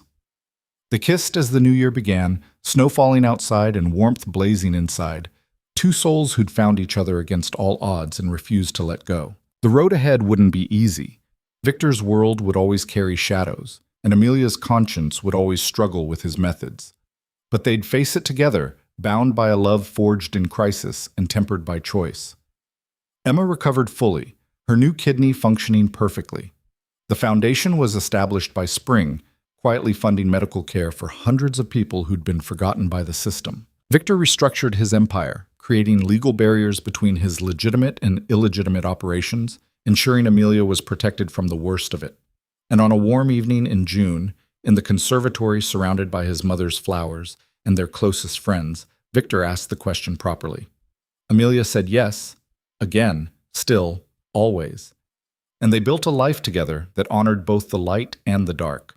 Because sometimes salvation came from unexpected places. Sometimes love bloomed in winter. Sometimes the most dangerous man in Chicago was exactly the hero you needed. And sometimes being saved from freezing to death was just the beginning of the story.